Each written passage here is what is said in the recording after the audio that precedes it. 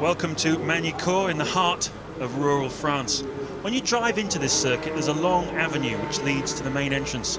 Along it are posted giant photographs of all the previous winners of the French Grand Prix. You see 2 photographs of Nigel Mansell, you see many of Alain Prost, you see 4 of Michael Schumacher, you even see 1 of Heinz-Harald Frentzen. This year, they've added David Coulthard's picture celebrating his Braveheart victory here last year.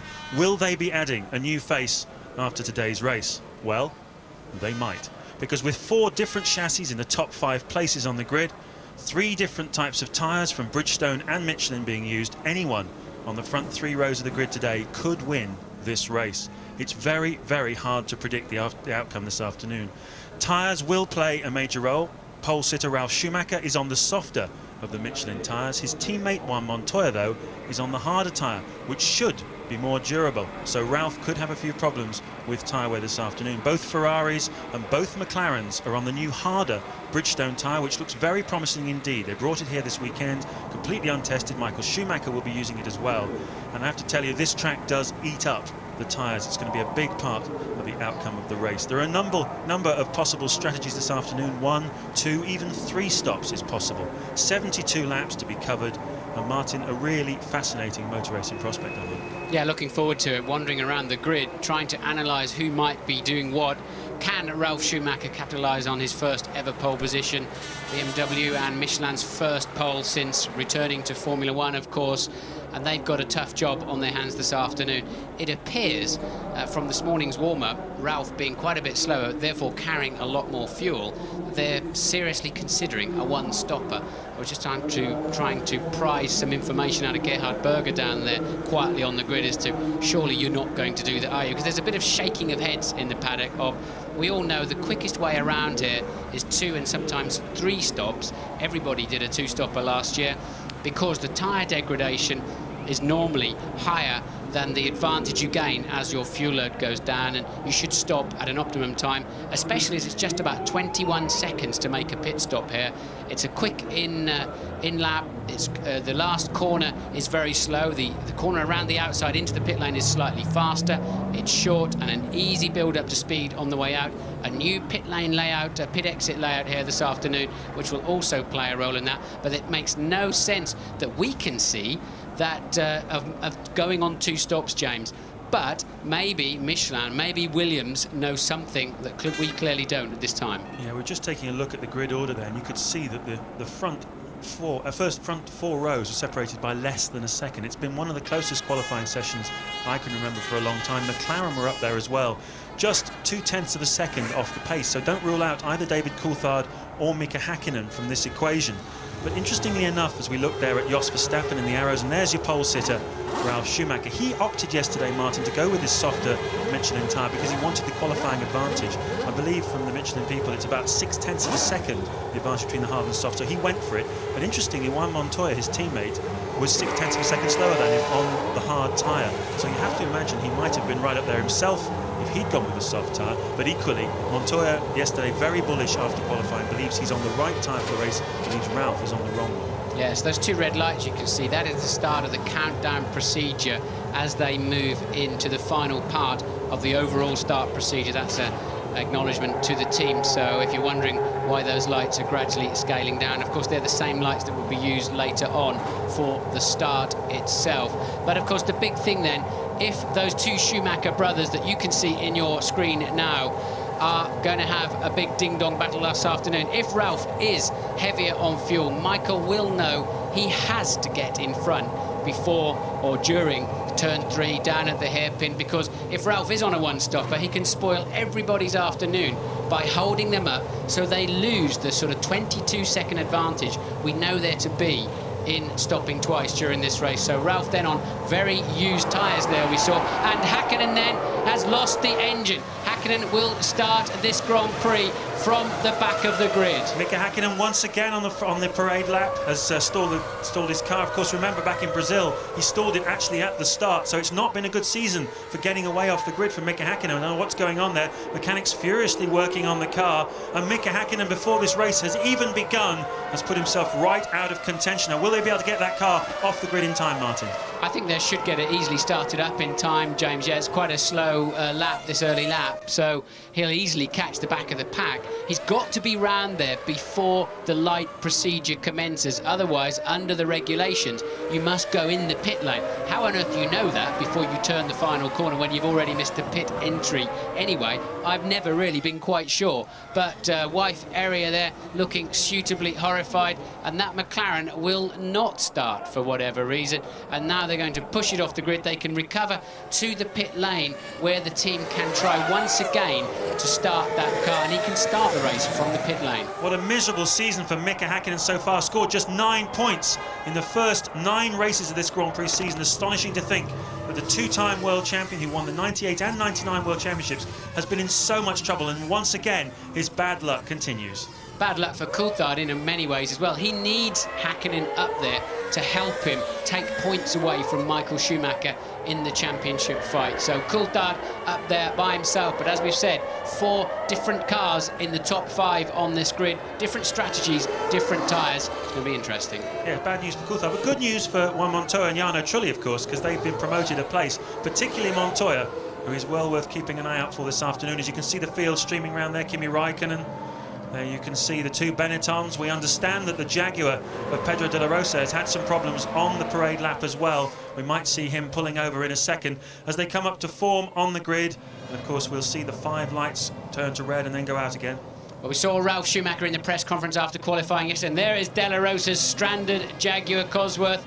We saw Ralf Schumacher saying to Michael Schumacher, hey, I owe you one from the chop you gave me last weekend, and don't be surprised if you get it back again. The pair of them completely ignoring the regulations in that you're not allowed to start chopping each other and pushing each other into the wall in front of a pack of 20 Grand Prix cars. Remember how Michael Schumacher cut into David Coulthard last year? Will Ralf Schumacher do the same thing? A great start from him. He's got fantastic traction off the grid, and it looks like the McLaren is side by side with Schumacher as they go into Grand Court for the first time. It's Schumacher gets in front. Ralf Schumacher leads from Michael Schumacher. David Coulthard third. Juan Montoya up into 4th place with Trulli 5th. A sensational start by both of the 2 Williamses, and not quite what Michael Schumacher had in mind. He really wanted to be in the lead going into this hairpin on the first lap. Dream start then for Ralf Schumacher, no doubt about it. Coulthard and Michael Schumacher, and Ralph's locked a wheel, but he'd get away with it, I think. But Ralf braking slightly too late for that hairpin, but no damage done this time. Coulthard then side by side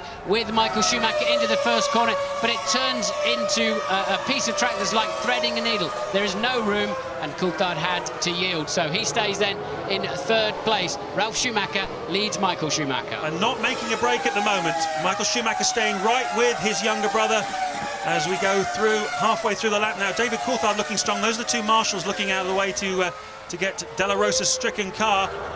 I'm somewhat amazed, James, to see so many marshals on what is a runoff zone, effectively, into that 180-mile-an-hour arrival zone, into that Imola chicane.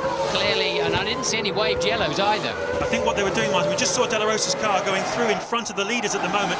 As you look at Mika Häkkinen, it looks like he's out of this race. De La Rosa must have got push started. That's what the marshals are doing, running out of the way. But at the end of lap 1, Ralf Schumacher leading from Michael Schumacher in 2nd place. Coulthard is 3rd, Montoya 4th, Barrichello 5th. Trulli is 6th, Heinz-Harald Frentzen is 7th, Villeneuve 8th, Kimi Räikkönen up to 9th, his teammate Nick Heidfeld is 10th, Eddie Irvine in 11th, and Jenson Button fans, your man is 17th. Look at Coulthard wandering around there. Coulthard picking up a nice slipstream from both the Schumachers there. But remember, in the early stages of Grand Prix and after pace car situations, we've seen Ralf struggle to really build up to speed as quick as Michael, but at the moment he's managing to keep that gap.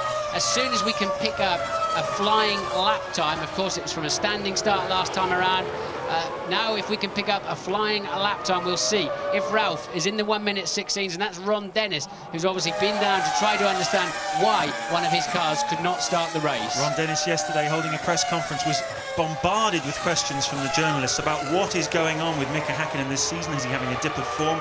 Is Ron Dennis going to stick with him for next season? What is going on? Everybody's waiting to see whether Häkkinen is going to sign up for a 10th year with the McLaren team, which of course would make it an all-time record, 1 driver with 1 team, but certainly getting nothing whatsoever out of the French Grand Prix this year as Ralf Schumacher goes through to begin the 3rd lap, and the man on the move at the moment is Rubens Barrichello, pressing hard in 5th place. Yes, Barrichello started this Grand Prix in 8th, so he leapfrogged both Jordans in the first one or two corners of the lap. We've yet to see a replay, unfortunately, of the start. I hope we're going to cut away to that if the French director will allow us to. But Barrichello then with a decent start. And right now, James, I can't see anything. And Ralph once again running too deep into Adelaide hairpin.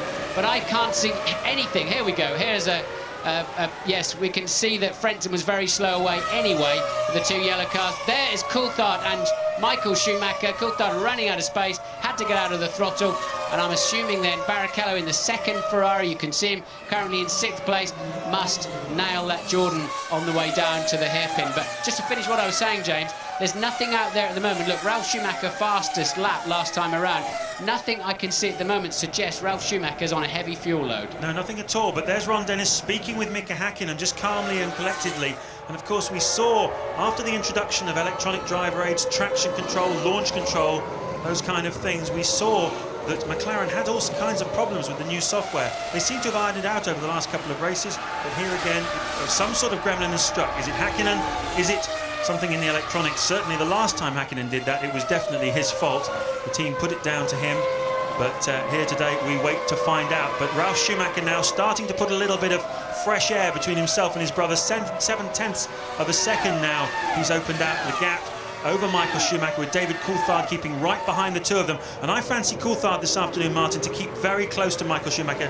Keep watching him. It's certainly, and just to demonstrate how close it is, the first 4 cars were all within 1/10 of a second on that last flying lap. But a man I want to watch is Montoya. He's on the harder tyre, he's got a clean start, he's up there in 4th place, just 2.8 seconds behind his teammate who's leading the Grand Prix. And Montoya then is looking very strong at this stage.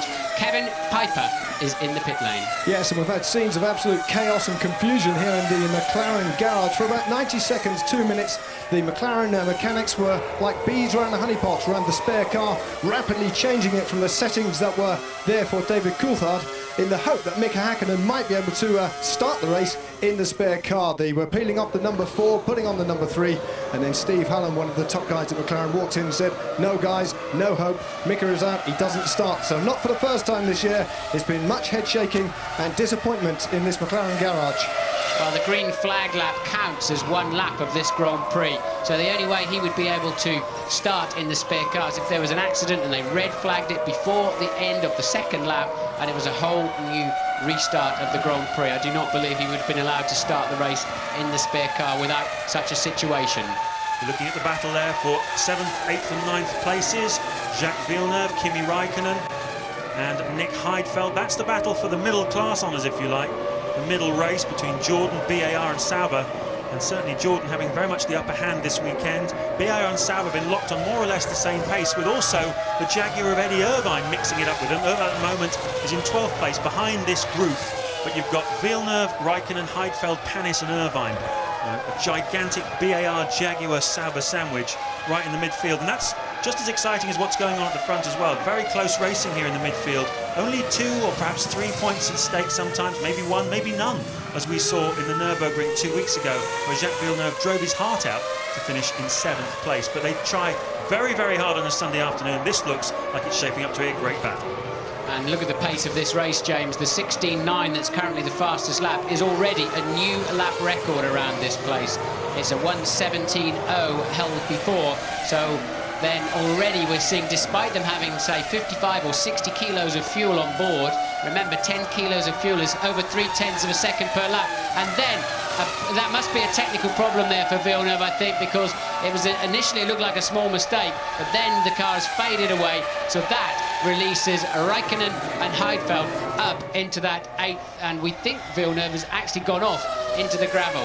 So, in fact, driven off apparently. So Villeneuve then, some kind of technical drama in turn 2, the Estoril corner. The race only 5 laps old, and we've already got 2 retirements. Mika Hakkinen, who's made the start, and now Jacques Villeneuve as well. Ralf Schumacher, though, continuing his progress at the front. That's Sam Michael you see with your back to, his back to you, the chief operating engineer, as Jacques Villeneuve walks away. Sam Michael played a big part in the resurgence of this BMW Williams Michelin package. He's the man at the racetrack who makes decisions on the technical side. He decides the strategy, a bit like Ross Brawn, if you like. So I think when you think of Ross Brawn doing it for Ferrari, think of Sam Michael doing it for the Williams team, and he's come up with some pretty crafty ones so far, if we think back to the Canadian Grand Prix in particular, where Williams outsmarted Ferrari. But Ralph now starting to put a little bit of air between himself and his brother.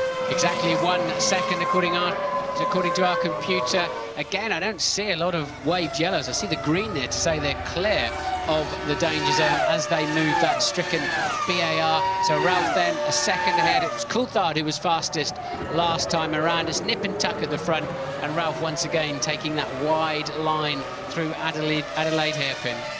And of course, we're wondering what strategies all these guys are on. They're running laps in the mid 1:17 range, which suggests they're certainly hustling on, and that suggests to me they're going to be stopping twice. Certainly they're on roughly the same pace and the same kind of strategy, that's for sure, because no one is making a break, no one is holding anybody up. Ralf Schumacher, though, as we look at the wave yellows for that incident of Villeneuve, leading the race on lap 6 from Michael Schumacher. David Coulthard still third. Juan Montoya going strongly in 4th place ahead of the 5th place Ferrari of Rubens Barrichello, and then Jarno Trulli going well also in the Jordan in 6th place.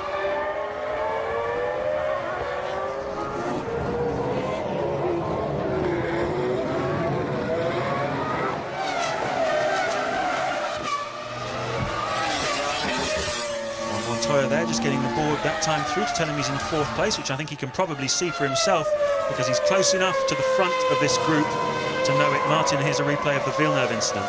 Yes, Villeneuve then coasting around the outside. He was looking down inside the cockpit. I think that's why he initially went onto the grass, but he's decided he's got no drive. He doesn't want to cross the track, obviously, to the inside. It'd be very, very dangerous to do that, so he's simply parked it in the enormous gravel trap around the outside of that corner. So we're on lap 8 now, 7 completed. You're looking there at the battle between Olivier Panis and Eddie Irvine. And Panis not as far up the grid as he would have hoped this weekend. The BARs haven't really been on the pace in qualifying. Then neither, for that matter, have Jaguar been performing quite as well as they expected on the Michelin tyre, of course, this weekend, which was certainly talked up before we arrived here in Magny-Cours as being the tyre to be on. But Bridgestone responded very well with new hard tyre, and Panis is using that very well at the moment. But you have to say Michelin are 1st and 4th in this Grand Prix at the moment, James, so it's not all about tyres. Quite clearly the Jaguar not as strong as the BMW Williams package at this time. That's for sure. It's going to be very interesting, Martin, to see how these tyres play out. 3 different tyres, as I mentioned at the beginning, being used here. Ralf Schumacher, of course, on the softer Michelin tyre, which is also the tyre that Eddie Irvine is using. A better performer in qualifying, but we wait to see how it will perform in the race. The track temperature now more or less where it was at the start of this race, which is in the very high 30s. And Michelin like those kind of conditions. But Juan Montoya, as you said, Martin, the man to watch on the harder of the Michelin tyres, in 4th place at the moment. You can see Rubens Barrichello in 5th. And that's not bad for him. Starting in 8th place on the grid, managed to make up 3 places at the start. But 8 laps down, and a lot still to come.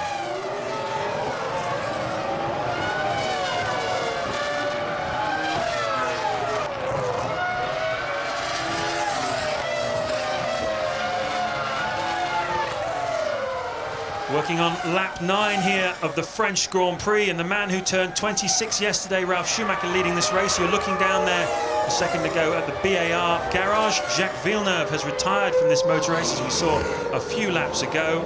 He is the first retirement of the race proper. Mika Häkkinen, of course, retiring before the race even started. Michael Schumacher dropping back more and more each lap now. And that particular lap, he was 0.4 of a second slower than his younger brother. He's now 1.4 seconds behind, with David Coulthard keeping in touch. Montoya also keeping in touch. They're all watching each other, playing a game of cat and mouse. And that beautiful shot there, aerial shot from the helicopter of the BMW Williams, and the BMW pushing that car along the straights like nobody's business. All weekend we've seen them 8 or 9 kilometers an hour faster down the straights than the Ferraris and the McLaren and Mercedes. And looking now at Heinz-Harald Frentzen battling with Kimi Räikkönen, the resurgent young 21-year-old Finnish driver who is currently in 8th place. And the Brits then, 3rd for Coulthard, Irvine in 11th, still chasing Panis very hard. Jensen Button 15th ahead of teammate Fisichella, who's 16th. So a moderate afternoon so far. Coulthard desperately needing to stay in touch with Michael Schumacher, his championship contender, in front of him. But a double-edged sword for McLaren today, with Häkkinen not starting this race, is of course Williams are just 16 points behind them in the Constructors' World Championship. And Ralph himself is a mere 19 points behind David Coulthard, who's second in the World Championship. So with a lot of points to play for this year, and the kind of performance we've seen from Ralph and his Williams of recent times, Ralph suddenly bringing himself right into contention. Yes, he's been dismissing his own championship hopes, but I'm with you, Martin. I think if he wins a few more races, and particularly if Michael Schumacher has any run of bad luck, then it could certainly, the pendulum could swing Ralf Schumacher's way. As we continue to watch this battle, you can see on your screens between 7th and 8th place, Heinz-Harald Frentzen and Kimi Räikkönen. Frentzen not having a fantastic weekend here, once again out-qualified by his teammate Jarno Trulli, just 0.6 of a second between the two of them, and managing to hold off Räikkönen, who we just run out of superlatives to speak about Räikkönen, haven't we, Martin? He just keeps moving, qualifying well, keeps moving forward in the races. Yes, and here he is once again in front of Heidfeld, his much more experienced teammate, and especially here of all places, James. Heidfeld, being a Prost driver last year, would have tested here just about every other week, but been no testing here or anywhere else this week during the week of a Grand Prix. It's not possible, but they have had back-to-back Grand Prix. Of course, they were racing last weekend in Germany, and that's an unusual situation these days because it takes so long to demount the paddock and the digital TV compound. It's very unusual for them to have back-to-back races now. It takes too long to re-establish it in a different part of the world. They've done it because of the location this week, but the drivers then fighting hard for the second consecutive Sunday, but that should not be a problem to them. Extremely well, Kimi Räikkönen, if you reflect, he actually started 13th on the grid as well, Martin, so he's made up 5 places in the first few laps. We're looking now at the race leader, Ralf Schumacher, currently enjoying a 1.4 second lead over his brother Michael, with David Coulthard in 3rd place. And we should turn our attention now, I think, to the strategy side of things. We mentioned at the outset you could go 1, 2 or 3 stops. Doesn't look to me as though any of these guys are stopping just once. Do you think they're all on a 2? Nobody seems to be making any breaks, do they? No, I think they're going to be pitting roughly the same time, I would guess, lap 25, lap 26, something like that, maybe a lap earlier for some of them. From what I understand, talking to the various teams, they all agree on this. There's no point running shorter or longer. There's an optimum time to make your pit stop with your tyre degradation, which is a fraction of a second per lap, and that's when you should come in the pits if you want to maximise your on-track time. So any one of the top 4 at the moment could certainly win this race. We've lost Mika Häkkinen, who was another potential race winner, but a 2-stop strategy would see the drivers coming in for their first stop around about lap 24 to 26, and then their second stop around about lap 45. That's what we're expecting to see this afternoon. We can have lead changes on the track, we can have lead changes in the pits. An awful long way to go at the moment in this 71-lap French Grand Prix. I think there'll be a few mechanics just beginning to stretch their muscles and crack their knuckles down in that pit lane, because it's just that kind of afternoon where the mechanics make the difference for the result of the Grand Prix, James. Yes, I've seen it many times, been down in the garages myself, but Louise Goodman has news for us from Mika Häkkinen. Yes, I have Mika with me now. Mika, I know you're not able to tell us exactly what happened, but just tell us the thoughts that went through your mind when you stopped on the grid there. Well, I think simply it's just what's going on in my mind that time, you know. It's like feeling like you cannot believe it. You can't believe how bad luck I had that kind of situation, you know. When engine started, I thought everything is fine, and then suddenly stopped. And I just sat there, and the team mechanics tried to do everything to make the car start again. So I was super disappointed, but I walked away again and said, well, just have to look the future and try to still to look very positive, you know. Thanks, Mika. Yeah, I mean, it's tough, isn't it? And especially after such a disappointment, the adrenaline was getting ready to boil up, and all of a sudden it just falls completely flat on you. Good of Mika to talk to Louise in that situation, but clearly doesn't want to have to explain what exactly went wrong. He can't explain why probably this time. It'll need looking at through the data acquisition on the car. But Mika Häkkinen then out of this Grand Prix, and he remains on 9 World Championship points only. After 10 races it will be at the end of this one. Michael Schumacher, though, setting a new lap record, a 1:16.848, just closing the gap just a little bit to his brother Ralph, who still leads. That's Rubens Barrichello, who's still in 5th place with Juan Montoya. There he is in 4th place, just ahead of him, and also a man worth watching. But let's just talk about this brotherly love thing, Martin, between Ralf Schumacher and Michael Schumacher. Obviously, a little bit of a fallout after the Nürburgring race, where we initially thought as we left the circuit on a Sunday night, it was because Ralf felt Michael had tried to push him into the wall off the start line. But now they're trying to make us believe that, in fact, it was just Ralf was upset the stop-and-go penalty he received, and both brothers saying nothing between us, we're as close as we've ever been. What's your spin on it? Well, the Schumacher brothers are now a worldwide brand, aren't they? And of course, everybody is going to want to try and get a Jemmy bar between the pair of them and understand what they really do tell each other when they're laying on the beach in the winter or whatever. Do they talk tyres? Do they talk team personnel? How much do they really tell each other? And how long then? How long will Michael Schumacher carry on saying, look, hey, I don't mind finishing second if my brother wins the race? And I don't believe that. It's going to be, in my experience of Formula One, impossible for these two Schumachers to end up or remain very close through what is going to... They're both now nailed to their teams. They're both now nailed to their teams for another 2 or 3 years. We're going to see a lot of head-to-head action. And Louise is with Jacques Villeneuve. I am indeed, Martin. Jacques, any ideas what stopped you? Electrical. I'm not sure what happened, but suddenly it switched off. We saw you looking down into the cockpit. Were you hopeful that you could rectify the problem, or were you just trying to work out what it was? Well, I was wondering if there was any button I could press that would do something, but no, the car just switched off. Bad luck, thanks. Sounds like he was looking for the ejector seat there. He sounds pretty unhappy about all of that. It's not been a great season for Jacques Villeneuve, that's for sure. And Frentzen then continues to be under pressure from 8th place man, Kimi Räikkönen. Jacques Villeneuve's not scored any points for 3 races. That's an awful long time for the 1997 world champion, but these two going at it hammer and tongs, because of course, although they're only in 7th and 8th place at the moment, we're still only on lap 16, an awful long way to go, and they could well end up with points at the end of the day if they keep pressing on. Where did Räikkönen go? He may well have gone in the pit lane. You can easily disappear, and Räikkönen then going for an extraordinarily early stop, so it looks like he's either decided to stop early within his 2-stopper and try to clear Frentzen. I doubt it, because he's going to go back out into the pack in a lot more traffic and get held up anyway. Or he's on a 3-stopper, which is probably more likely. Meanwhile, Ralf Schumacher has done a lap record of a 1:16.6 this time around as the fuel load begins to ebb away. Strange decision there by the Sauber team to bring Kimi Räikkönen in. Possibly he had a slow puncture, something along those lines, although he seemed to be harrying Heinz-Harald Frentzen. It's too early, really, to come in on a 3-stop strategy, and he put far too much fuel in for it to be a 3-stopper as well. We'll keep an eye on what Kimi Räikkönen is doing, but at the moment, Ralf Schumacher is pressing on. A new lap record from him, a 1:16.667. He leads after 15 laps from Michael Schumacher. 1.6 seconds the margin between the two of them. Coulthard is 3rd, Montoya 4th, Barrichello 5th, and Trulli only 15 seconds behind the leader in 6th place.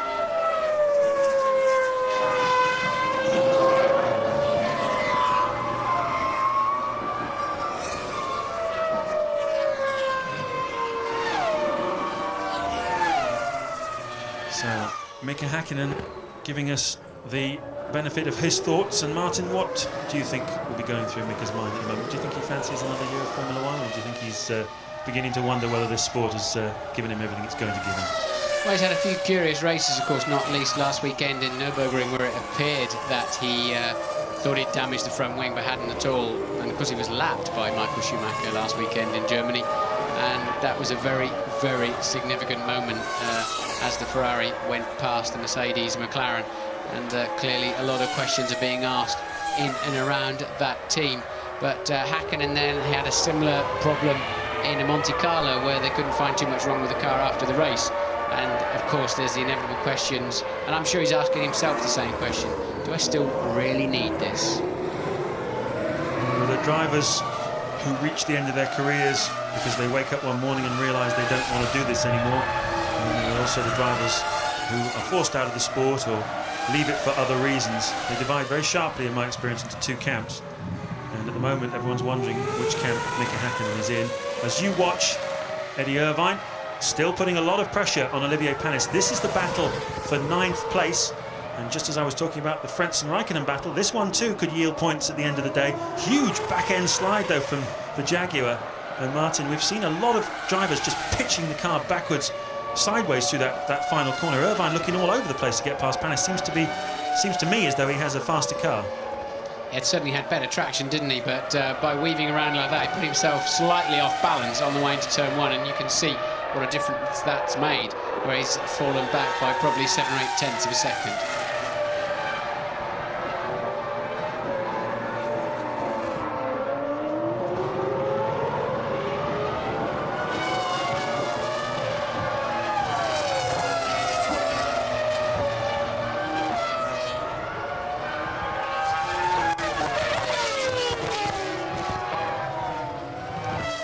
Lap 18 of the French Grand Prix, and this is Eddie Irvine putting enormous pressure on the BAR of Olivier Panis. This is the battle for 9th place, could yield points at the end of the day, so everything is at stake here for both of these drivers.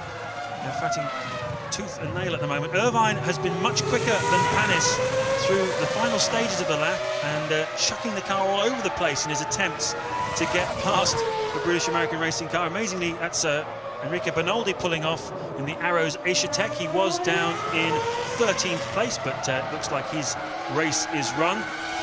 But this is the battle, as I say, between Panis and Irvine. Panis yet never scored points, would you believe, in the French Grand Prix, his home Grand Prix in all those years, as we look at the timing stand of Jaguar. And once again, you can see that Eddie Irvine has lost ground through that first corner, so Panis able to use the Honda power, but Ralf Schumacher pulling out yet more of a margin, more speed at 1:16.585, and he's certainly belying all the comments we made about those Michelin soft tyres. At the moment he's finding more and more speed and more grip from them, Martin. He did. Gerhard Berger was saying to me he didn't believe there was much time difference actually between the soft and the hard that his two drivers are on, but he said, I'm really not at all sure about the durability, but they're on their 20th lap, and so far they're looking pretty durable. Another 6 or 7, and we're expecting them in for a pit stop, so no dramas at all then for Ralf Schumacher. He's just holding on to that 1.7 second lead, but the first 5 cars, Ralf Schumacher, Michael Schumacher, Coulthard, Montoya, Barrichello, and are all lapping in the late 1:16. And still only 10 seconds between them, first to fifth, so it's very close. Kevin Piper, what can you tell us? Yeah, just to underpin the point you're making about tyres there, down here in the Williams garage, we're in stark contrast to the earlier scenes at McLaren. It's all cool, calm, collected. Patrick Head and the team with their eyes firmly fixed on the various screens and monitors here, charting the progress. But the point is worth making that Juan Pablo Montoya was absolutely adamant after qualifying yesterday that he had made the right choice. The hard tyre, in his view, was his best chance of getting a good result. And a quick word about the rivals, Bridgestone, Coulthard and Schumacher, both big fans, and one tyre technician described them as having really good grip, but above everything, fantastic durability. So it all makes for an intriguing battle. Jenson Button pitting there from 13th position and showing that they were on a relatively light fuel load at the beginning of the race, so bad news there for Jenson. That's put him down to 15th. Raikkonen, who made that very early stop, I think you're right, James, Raikkonen's stop could not have been a scheduled one in any way, shape or form, and that's put him back down in 14th place. Shame for him, but up at the front it's still equally tight. Now, you'll have seen when Jenson Button made that pit stop that the front tyres he put onto the car looked like they'd already done a race distance, and that's because with these softer Michelin tyres, they're all having to what they call scrubbing them in, just putting a few laps on them first. Now, you look at the tyres there of Ralf Schumacher, the race leader. He's on the same kind of tyres as Jenson Button, and I understand that they needed to start this race on tyres which have done 13 laps at least.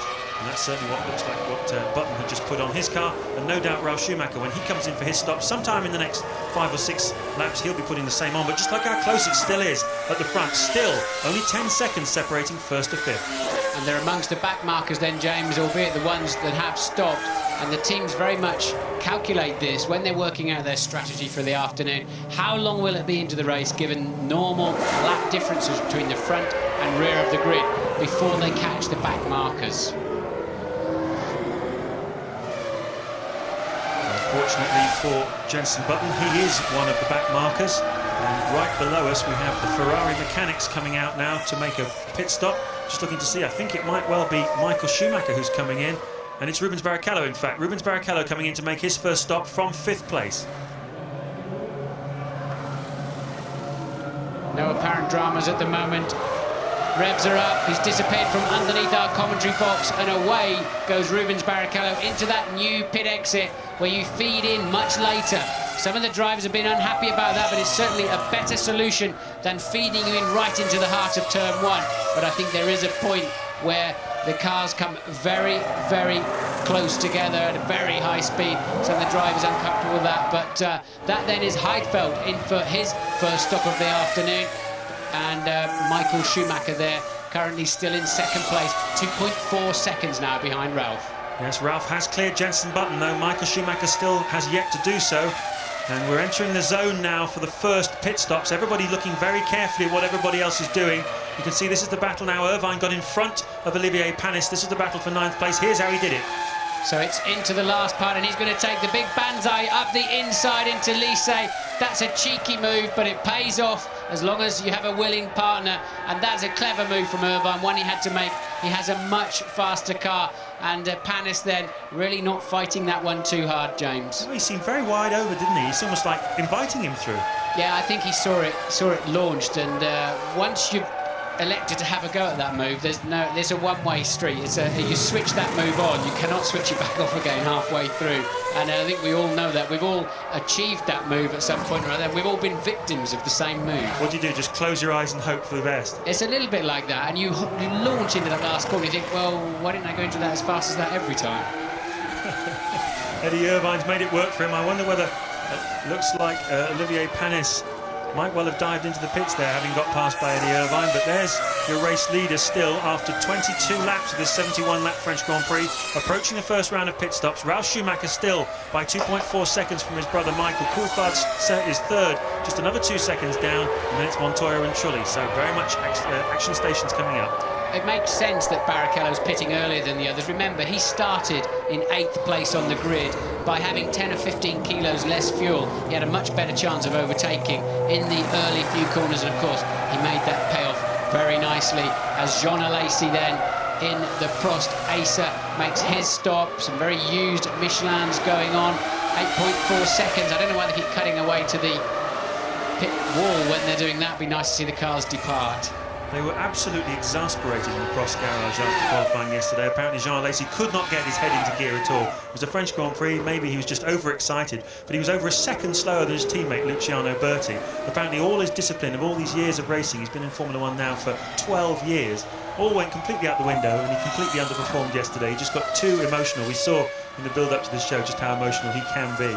Obviously very excited about his work for F1 ITV this week, James. I'd imagine the fact that he was going to be on the telly today, maybe that spoiled his concentration. But Barrichello then, that's a very, very fast lap by him on the fresh tyres. And that's an indication of just how much the fresh tyres are worth, because of course Barrichello will have taken on quite a bit of fuel. That should slow him down, but no, it's speeding him up because the tyres on the lead cars now are beginning to show their age, just as we predicted. We're on the 24th lap.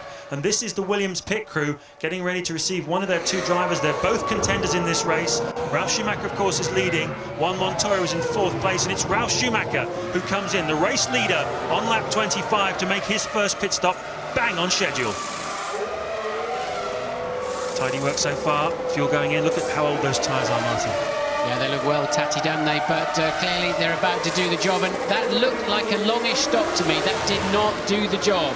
Yes, that's at least 2 seconds longer than it should normally take for a two-stop pit stop. So the window has now been opened for Ferrari. Michael Schumacher, can he get the hammer down? He was just 2.4 seconds behind his brother when his brother made his pit stop that time round. And Ralf certainly seemed to have the fuel hose on for quite a while, but I think the delay there was the right rear tyre.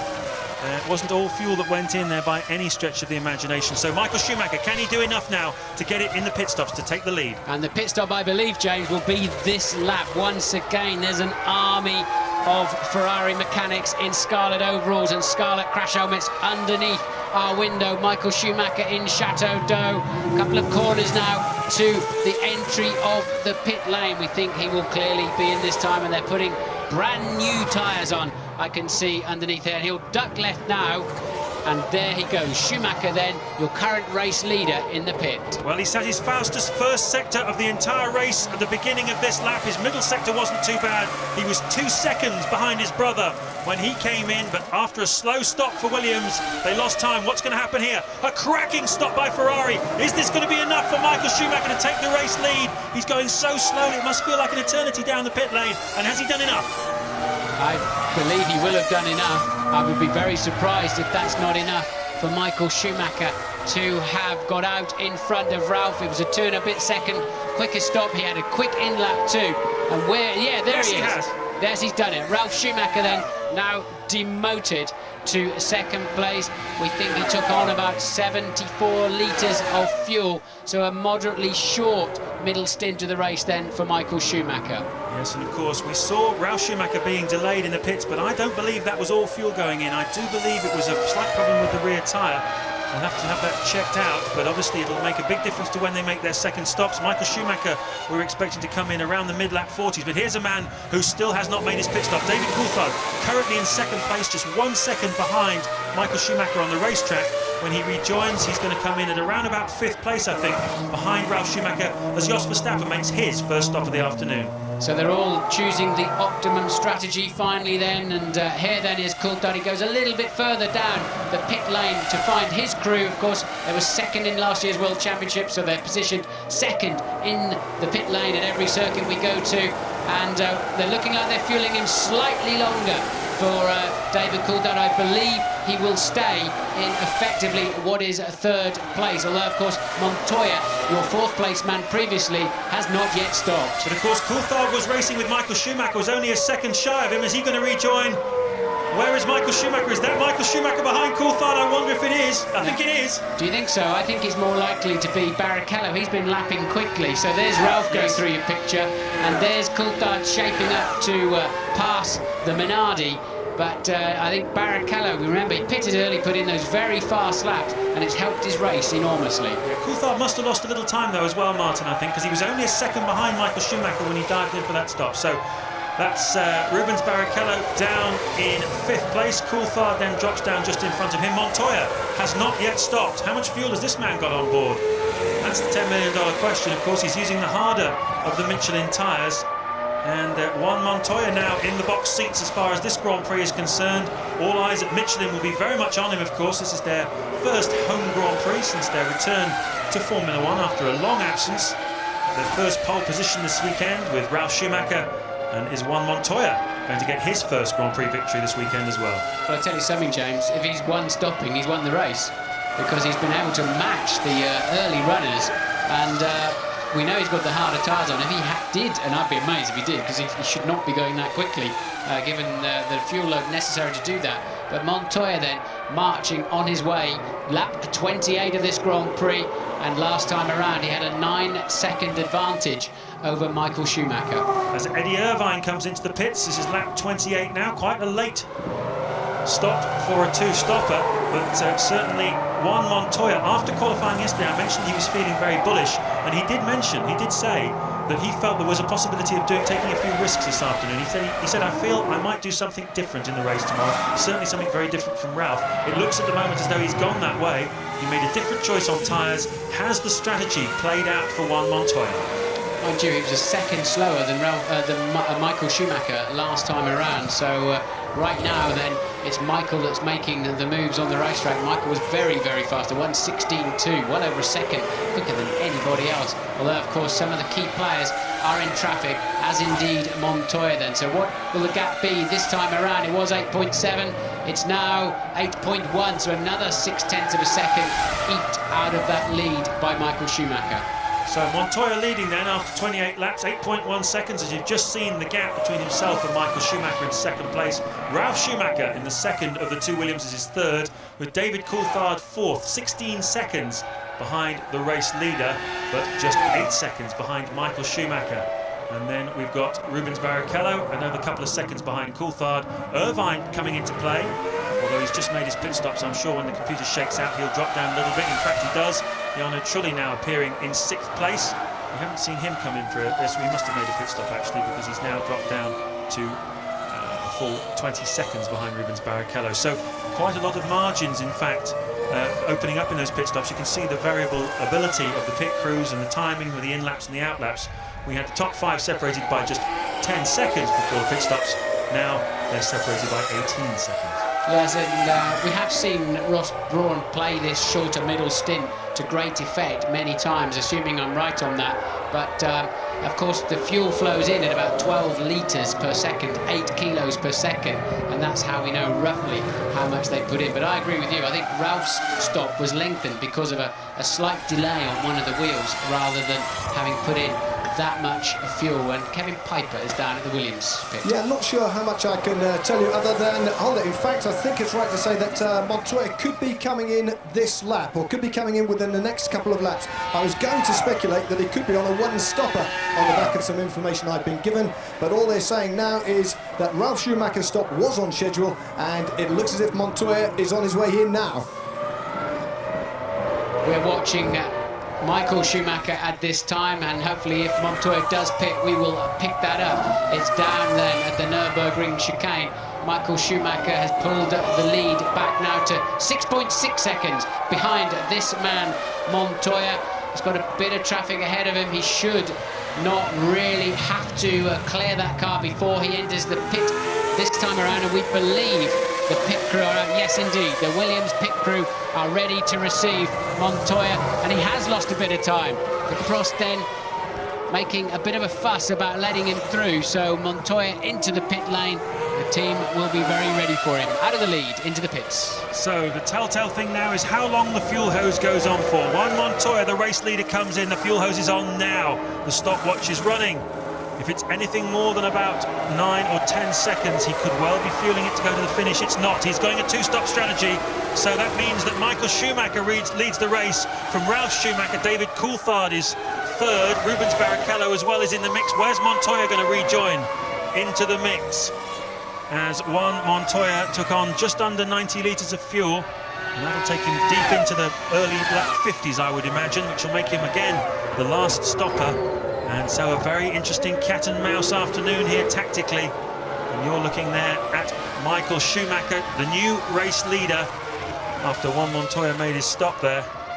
And Ralf Schumacher not far behind him, 6.8 seconds behind him though, so it's played out quite nicely for Michael Schumacher. He managed to get ahead of his brother. As you look at this timing wall there, Ferrari, Jean Todt on the right, the sporting director, and Ross Brawn on the left. It's played out very nicely, this, for Michael Schumacher, hasn't it, Martin? It has indeed, but the real race at the moment is Coulthard has closed down to Ralf Schumacher by just 1.2 seconds, and we believe there's a 10-second stop-and-go penalty for Coulthard for pit lane speeding. We think David Coulthard's about to get a stop-and-go. What a disaster that is. Michael Schumacher moves into the lead, and 10-pointer. Coulthard at least is on 4 in third at this time, and he is now going to get a stop-and-go. The margin, of course, already between them in the World Championship is 24 points. So another solid 10 out of 10 for Michael Schumacher this afternoon. And nul point for Coulthard will pretty much put another nail in the coffin of Coulthard's championship hopes. Although we still, of course, and there's the confirmation, we still have plenty of races left in this World Championship yet. Another 7 races. And, well, a very forlorn McLaren pit crew now coming out to get the stopwatch ready to time David Coulthard's stop and go, because, of course, the team have to do it themselves, don't they, Martin? Yes, they do. He will stop at his own garage, and they cannot touch the car. He has to be stationary for at least 10 seconds. And, well, that's the second consecutive Sunday a good race has been spoiled by necessary penalties, I'm afraid. I mean, you can't even stop and talk to the policeman and try and talk your way out of that and pretend you're on your way to your wife having a baby or something, can you? You're nicked and that's it. You've got to come in, argue about it later with the judge. And one member of our team, of course, this weekend is already going to run in with a constabulary on a speeding offence. David Coulthard is just going to be having to come in and make his 10-second stop-and-go penalty. Here he is diving into the pit lane, was in 3rd place. This is going to drop him down, I imagine, to about 6th or 7th place, possibly behind Jarno Trulli. A disaster for David Coulthard. Trulli's about 34 seconds behind the 6th place man. This will definitely put Coulthard, though, down into 5th place. Did you see Barrichello was only 2 seconds behind him anyway? Barrichello having a tidy middle part of this Grand Prix as Coulthard rejoins. And once again, Bertie clumsily letting people past him. Yes, Bertie down in 12th place. Not a bad run for him, but he's already been lapped. We've lapped everybody now up to 11th place. The next man to be lapped will be Olivier Panis, and the man to be doing it will be this man here, Michael Schumacher, currently leading the World Championship and currently leading the French Grand Prix, already 4 times winner here. He's 7.7 seconds clear of his brother Ralph. Rubens Barrichello in 3rd place, Coulthard 4th, Montoya 5th, Jarno Trulli 6th, Heidfeld and Frentzen having a great battle in 7th place. Then it's Irvine in the Jaguar 9th, and Kimi Räikkönen still going strongly in 10th place in the Sauber.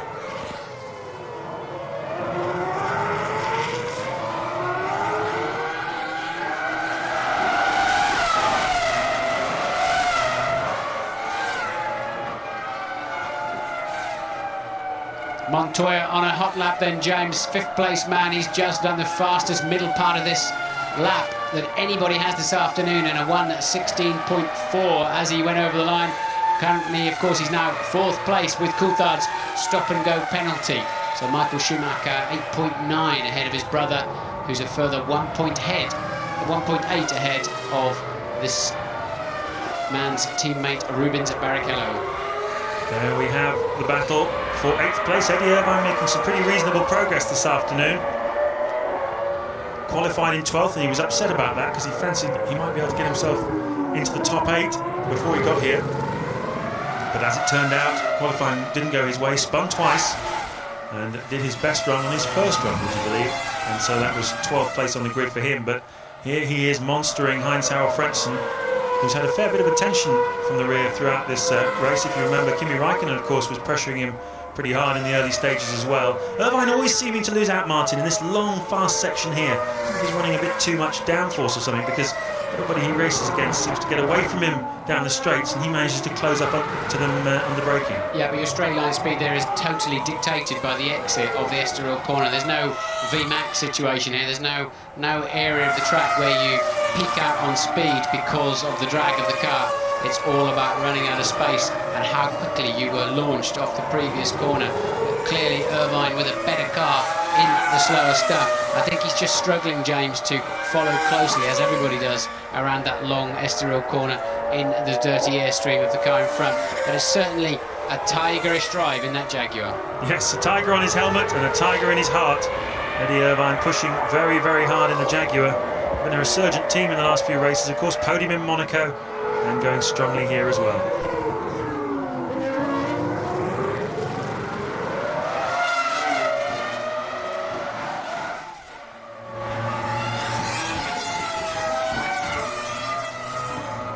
Just approaching half distance then in the French Grand Prix. You've missed nothing. Michael Schumacher still leading this race by 10 seconds now from his brother Ralph, with Rubens Barrichello in the second Ferrari, who's been the major benefactor of the first round of pit stops. He's now just 1 second behind Ralf Schumacher and pressing very hard indeed. That last lap he was 0.8 of a second faster than the Williams driver. In 4th place we still have the second BMW Williams of Juan Montoya, and David Coulthard did manage to re-emerge in front of Jarno Trulli. He's 5th, Trulli is 6th, and that is Rubens Barrichello on screen, currently running in 3rd.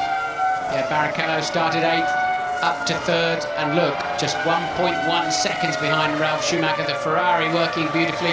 A lot of talk that those Bridgestones have been blistering under a heavy load through the weekend, but I think once again it's a similar situation where they blister on the inside shoulder of the rears, and the drivers don't really know about it until they're told, or until they come in the pits sometimes later. So the Ferrari's working absolutely beautifully this afternoon, and it's Ralf Schumacher coming under pressure, the very man we expected to be pressurising the Ferrari. Absolutely, although I do wonder, we talked in the early stages about the tyre wear situation, and of course Ralf Schumacher is using the softer Michelins. He's not going as quickly in this middle phase of the race as he did in the first phase, but below us, Martin, Ferrari getting ready with another new set of tyres, so we wait to see whether that's seems a bit early for it to be on schedule. Rubens Barrichello made the first stop in the very early lap 20s, about 21 or 22 I think it was, and it's only 14 laps ago in fact he made his stop. Is he coming in this time by? Well, they may have elected to do that because they think that if they get him some clear air, they will have calculated where he will rejoin the racetrack. Is there any traffic in that zone? Is that the way to spring board past Ralf Schumacher. Remember, last time they gave him fresh tyres, he went out and did a 1:16.1, a new lap record, and that could well get him up into second place. So I think smart thinking there by the Ferrari team. Very interesting tactics. Not seen anything like that for a long, long time. We're waiting to see where exactly Rubens Barrichello is going to rejoin, but of course they're taking advantage of this big gap that there is in performance between the top 3 teams and everybody else, Martin. They're able to just use that big void, that vacuum, move the cars around and slot them in with no risk of being passed by the BARs and the Saubers of this world. Now we can see also why they've done it. Look, they've got him back out in front of Coulthard. Remember, Coulthard had to make a second stop for his stop-and-go penalty, speeding in the pit lane. I don't really understand how that can happen.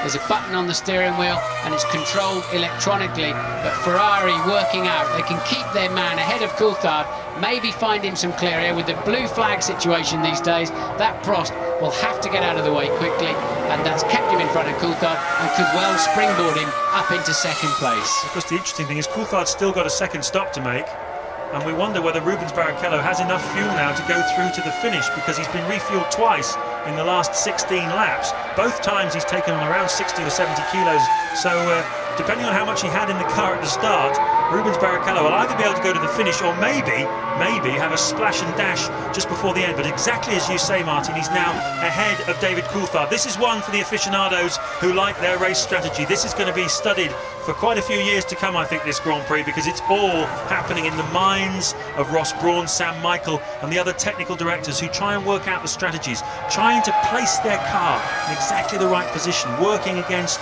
the way the drivers go, the tyres degrade and the fuel load lightens. It's pure maths, it's very difficult, and only very, very few people are any good at it. A nose change here, looks like, down in the Minardi garage, and that is Alonso from 17th place, Martin.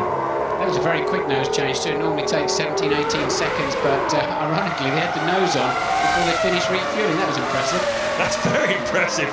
Ron Dennis there watching on. His man, David Coulthard, of course, after that stop-and-go penalty, now down in 5th place. Just 34 laps remaining, just over half distance in this French Grand Prix, and a very interesting tactical game going on here in France.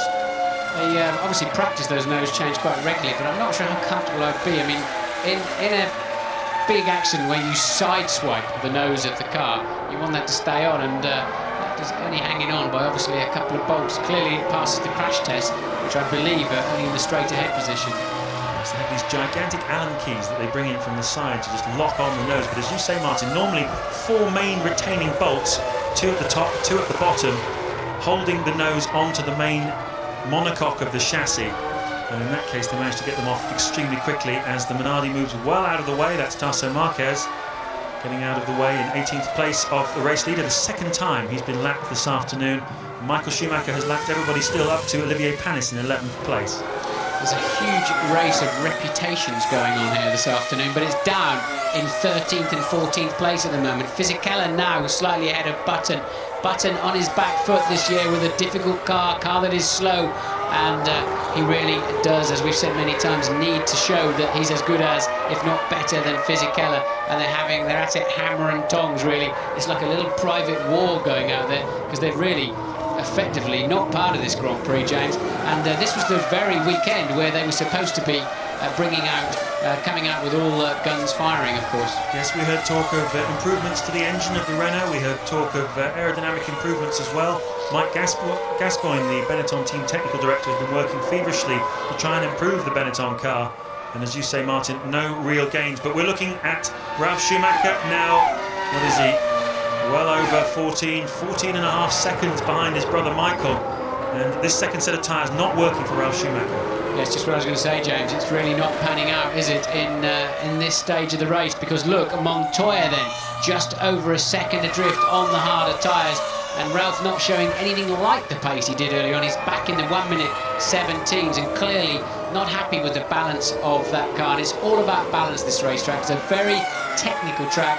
You need the car to go where it needs to go. And of course, the man who'll be really kicking himself about this is David Coulthard. He was just 1 second the drift of Ralf Schumacher when he had that stop-and-go issue. He would now almost certainly be monstering him, passing him, and up into, well, second place really, and looking at trying to catch onto the back of Michael Schumacher. Meanwhile, it's Juan Montoya who is now climbing onto the back of Ralf Schumacher. They've got a back marker in front of them, and I think we're going to have some internal Williams squabbling coming fairly shortly.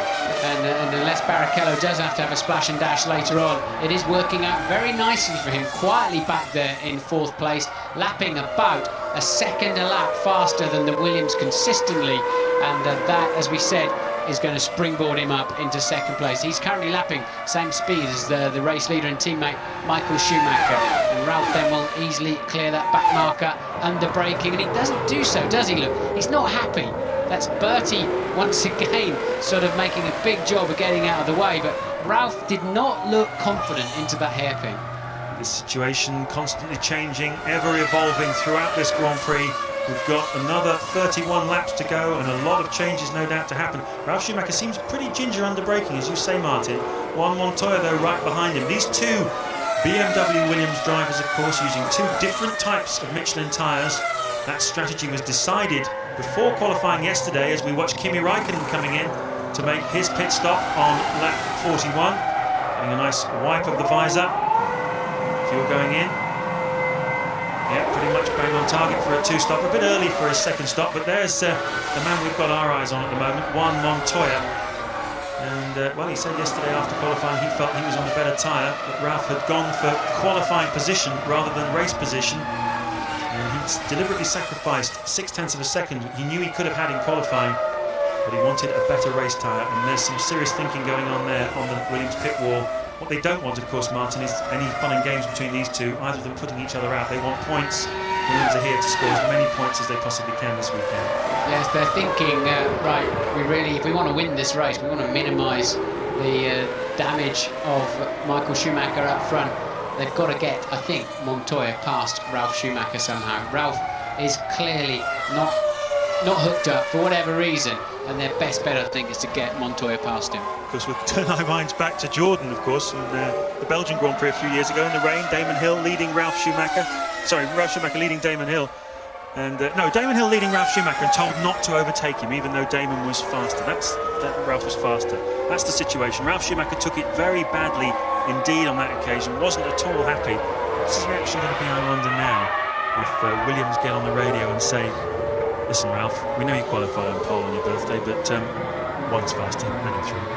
Well, Montoya's sort of got in that dirty air zone and not getting much further now. Meanwhile, Michael Schumacher's over 17 seconds ahead, so it's just not working out at the moment. Williams do not appear to have an answer to Michael Schumacher pace, the same pace he showed in the warm-up this morning. Hakkinen, as it happens, and Michael Schumacher looking blisteringly fast this morning, and Michael certainly confirming that this afternoon, and Barrichello backing that up well too. 30 laps to go in the French Grand Prix then. Still only 3 retirements, amazingly enough. Mika Hakkinen, whose car failed on the parade lap. He never even got as far as the start line. Jacques Villeneuve, who had some kind of electrical failure and pulled off after 12 laps, and Enrique Pinaldi, who pulled off for 23 laps. And here we go, Irvine makes the move finally on Frentzen, and I believe Frentzen should be penalised for that. Frentzen should let him go, otherwise he will get penalised because he saved a position by taking a shortcut. You won't get penalised if you don't take advantage, but by not losing the place, you're taking advantage. And we saw Eddie Irvine gesturing there to the pit wall. You could see he was very unhappy. He believes also that Heinz-Harald Frentzen should move out of the way. Meanwhile, Martin, as we take a look at this first. Yeah, Irvine then getting position into the chicane. Frentzen nowhere to go. He just elected to scream across the no man's land there, and that is cheating. That is not within the regulations. I'll be amazed if he doesn't get some kind of penalty, a stop and go penalty for that. What would have been smart there, and yes, he has let him through, look. Just was going to say, what would be smart is to let him through if he wants to avoid that penalty. Yes, this is the battle, of course, for 8th place between Heinz-Harald Frentzen and Eddie Irvine. Here it is from earlier on. Yeah, and Frentzen, look, lifted off the throttle, yielded, did not make a fight of that at all. And I would suspect the team told him to do that. Yeah, smart thinking. Yes, he waves. You can see clear acknowledgement of his mistake. It's cost him a place. It's cost him 8th place, in fact.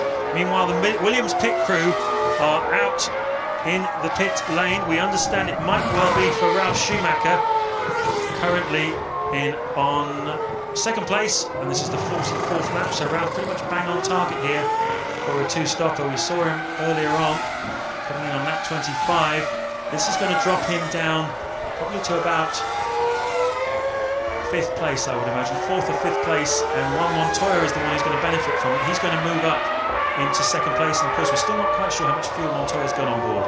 Well, the big story then that we can look for at the moment is will Barrichello and Coulthard end up in front of those two Williams, and it's Montoya that goes through, and it is Ralph who comes into the pit lane, Kevin Piper. Yes, and the other big story, is it going to be Ralph being told to defer to Montoya, or are they going to let them just go out and do their own thing? Patrick Head and Sir Frank Williams were locked in conversation just moments ago before those pit stoppers. Ralph makes a quick exit, but it's going to be interesting because fairly shortly we should know who's going to come out on top in the battle here at Williams.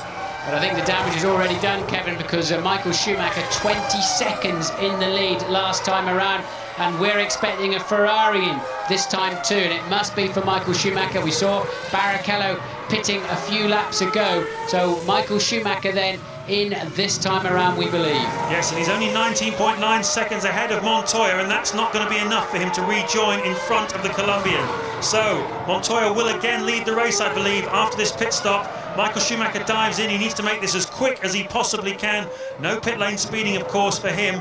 They'll have warned him of what happened to Coulthard. No one wants to make that same mistake as David Coulthard made. New tyres going on, brand new tyres. So far, so good.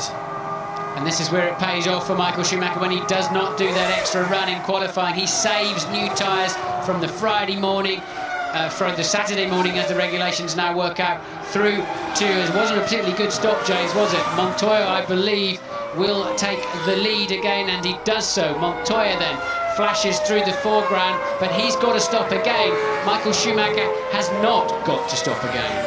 Indeed he has. We thought Montoya might be trying a one-stopper, but as it turned out, he stopped very late, of course, but he did put an enormous amount of fuel into the car. So it's all to play for here at Magny. Montoya leading, Michael Schumacher in second place, Rubens Barrichello holding on in third place, David Coulthard after that stop-and-go penalty is fourth, Ralf Schumacher fifth, Jarno Trulli still sixth, where he's been pretty much throughout the entire afternoon. And it's been a while now, 4 races since Jordan have scored any points, and they'll be very happy if Jarno Trulli can come in 6th place. Eddie Irvine going fantastically well today in 7th place, made his way up from 12th. A real tigerish day for the Jaguar driver. A little lock up there though, Martin, from Montoya. Yeah, it's all right into that corner. Often your front right is doing virtually nothing in there, so it might as well be stationary for a split second or two. It's not going to do you any harm. It's when the back starts sliding in there. So Montoya then over the line in a 1:16.5. That's a good lap time at this stage of the Grand Prix, and he's 3.66 seconds ahead, and we're sure though that he's got to stop again. Can Michael reel him in at this in these next few laps before Montoya stops? But as you said, Jarno Trulli 6th place man. He's the next target of the flying Eddie Irvine, who's 16 seconds down the road. So Irvine then with a sniff of a World Championship point yet again for the Jaguar team. Yes, already had a podium, of course, in the Monaco Grand Prix, Eddie Irvine, but looking for some more points here this afternoon. So Montoya going to make a stop in the not too distant future. He's leading by 3.6 seconds from Michael Schumacher, and it's Barrichello 3rd, Coulthard 4th, Ralf Schumacher 5th, Jarno Trulli still 6th, and the final parts of this race as we work on lap 47 out of 71 still to look forward to.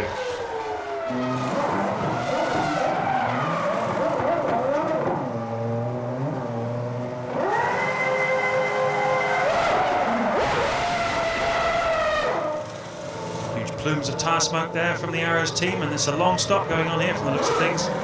That is Frentzen. 8.4, no, so not a bad stop at all, actually. It looked like a lot of activity, James, but actually I think it was the Arrows crew moving out of the way from Bonaldi pitting just in front of him. Certainly did look like it had been going on a long time, but actually we were scanning 2 separate pit stops. So Montoya then 3.7 seconds ahead of Michael Schumacher. He was slightly fractionally faster last time around. Barrichello slipping 10.5 seconds behind now. So Juan Montoya, not the first time he's led a Formula One Grand Prix this season. Of course, we remember the sensational performance in Brazil, and that's the guests of Williams as Verstappen lights it up after his pit stop. Very enthusiastic Jos the boss, down in 15th place at the moment, and that's Trulli, the second of the two Jordan drivers, from 6th place. All the fuel going in through to the finish of the race. Trulli then will drop down behind Eddie Irvine. That's great news for him. Irvine pressing hard. Obviously got information from his team that Trulli in the pits, so Irvine now into the points in 6th place.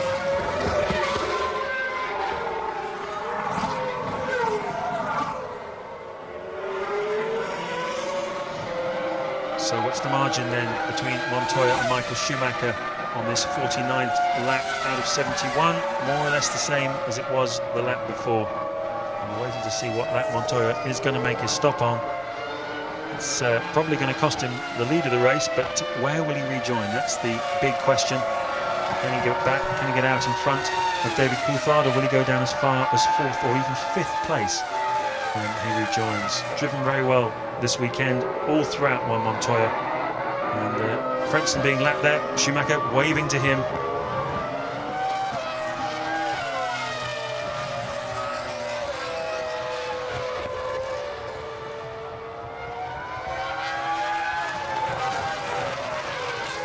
Lap 49 of the French Grand Prix. This is Michael Schumacher just saying thank you very much. Is he, Martin? Not quite sure. Maybe about time too. One or the other.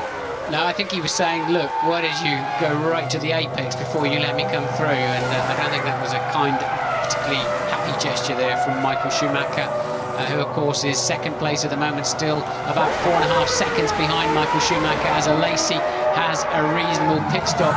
But Schumacher, I think, will feel comfortable. We're all pretty sure that Montoya has to pit again, and I'm sure Ferrari will have the same information, and they will have also timed the amount of fuel going in to that Williams. And is that Frentzen? He's having a miserable afternoon.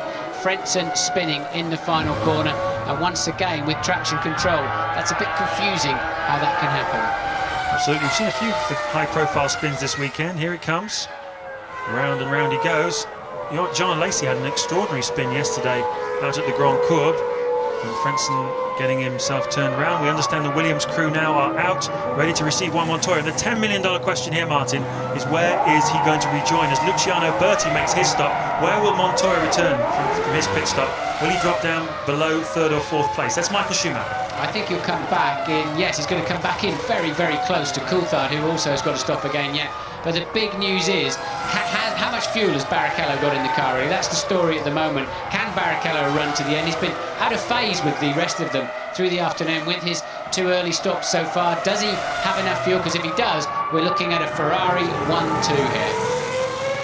Well, Rubens Barrichello's had a bit of a tough time in the last few races, ever since being asked to move over, make room for his team leader Michael Schumacher in the Austrian Grand Prix. His head's gone down a little bit. Here's Juan Montoya, race leader though, on lap 51, making his stop.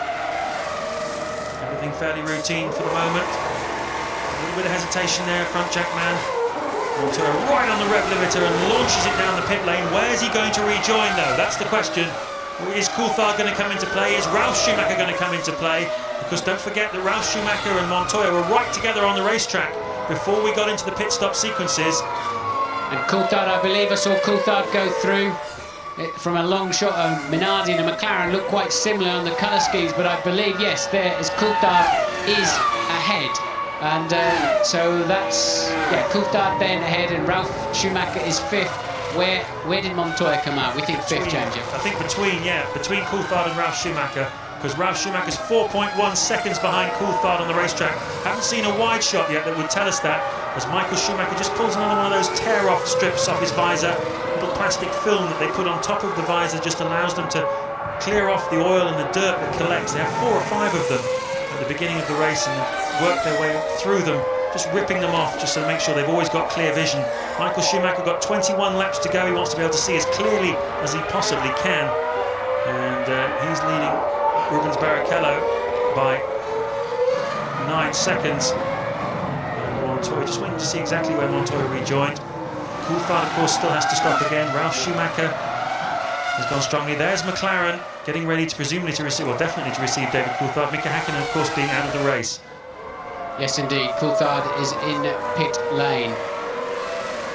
Last time around, he was speeding in the pit lane. I'm assuming it's on the entry there, because there is a point where they have to hit the button. I can't understand how otherwise it could have been. He could have been caught for speeding, unless he just released the button a little bit too early at the end, or the software did not maintain the speed that it needs. But I suspect it would have been on the way in. And then Coulthard joining right behind Irvine.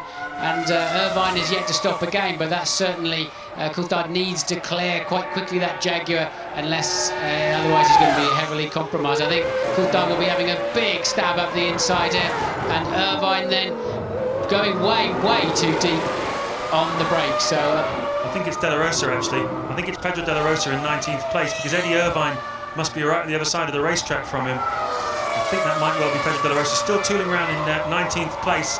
He had a little problem on the parade lap. We thought he'd gone out of the race, but he has still been going out there. So he moved out of the way anyway, saw the blue flags, which if it was Eddie Irvine would be very unlikely to have done that, because he's on the same lap as David Coulthard.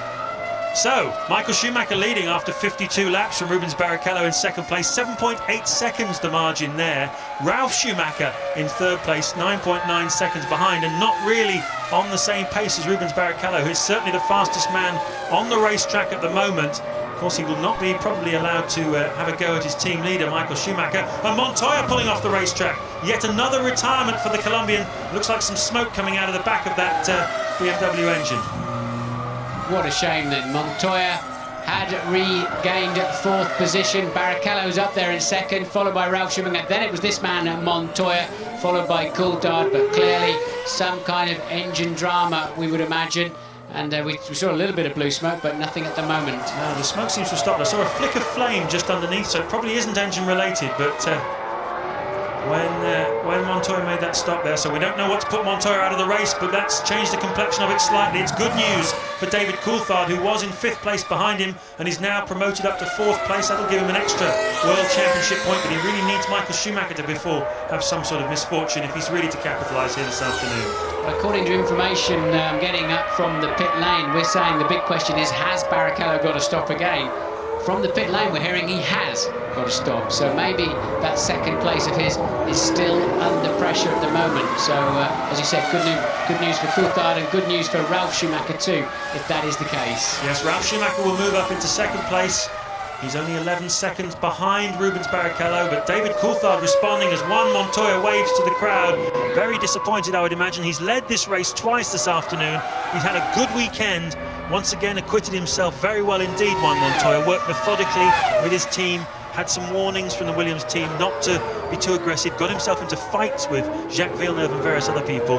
They said, take it easy, Juan. And since then, he's been very mature last 2 Grand Prix. No doubt about it. Solid drives from Montoya. Coulthard then getting a sniff of yet another podium this year. He's heard about Montoya. He's seen the Montoya incident, and he will also be getting information about Barrichello's situation. And Coulthard with a new lap record of a 1:16.008, and the Ferrari mechanics underneath here are ready for, we are sure, Barrichello for what will be his 3rd stop of the afternoon.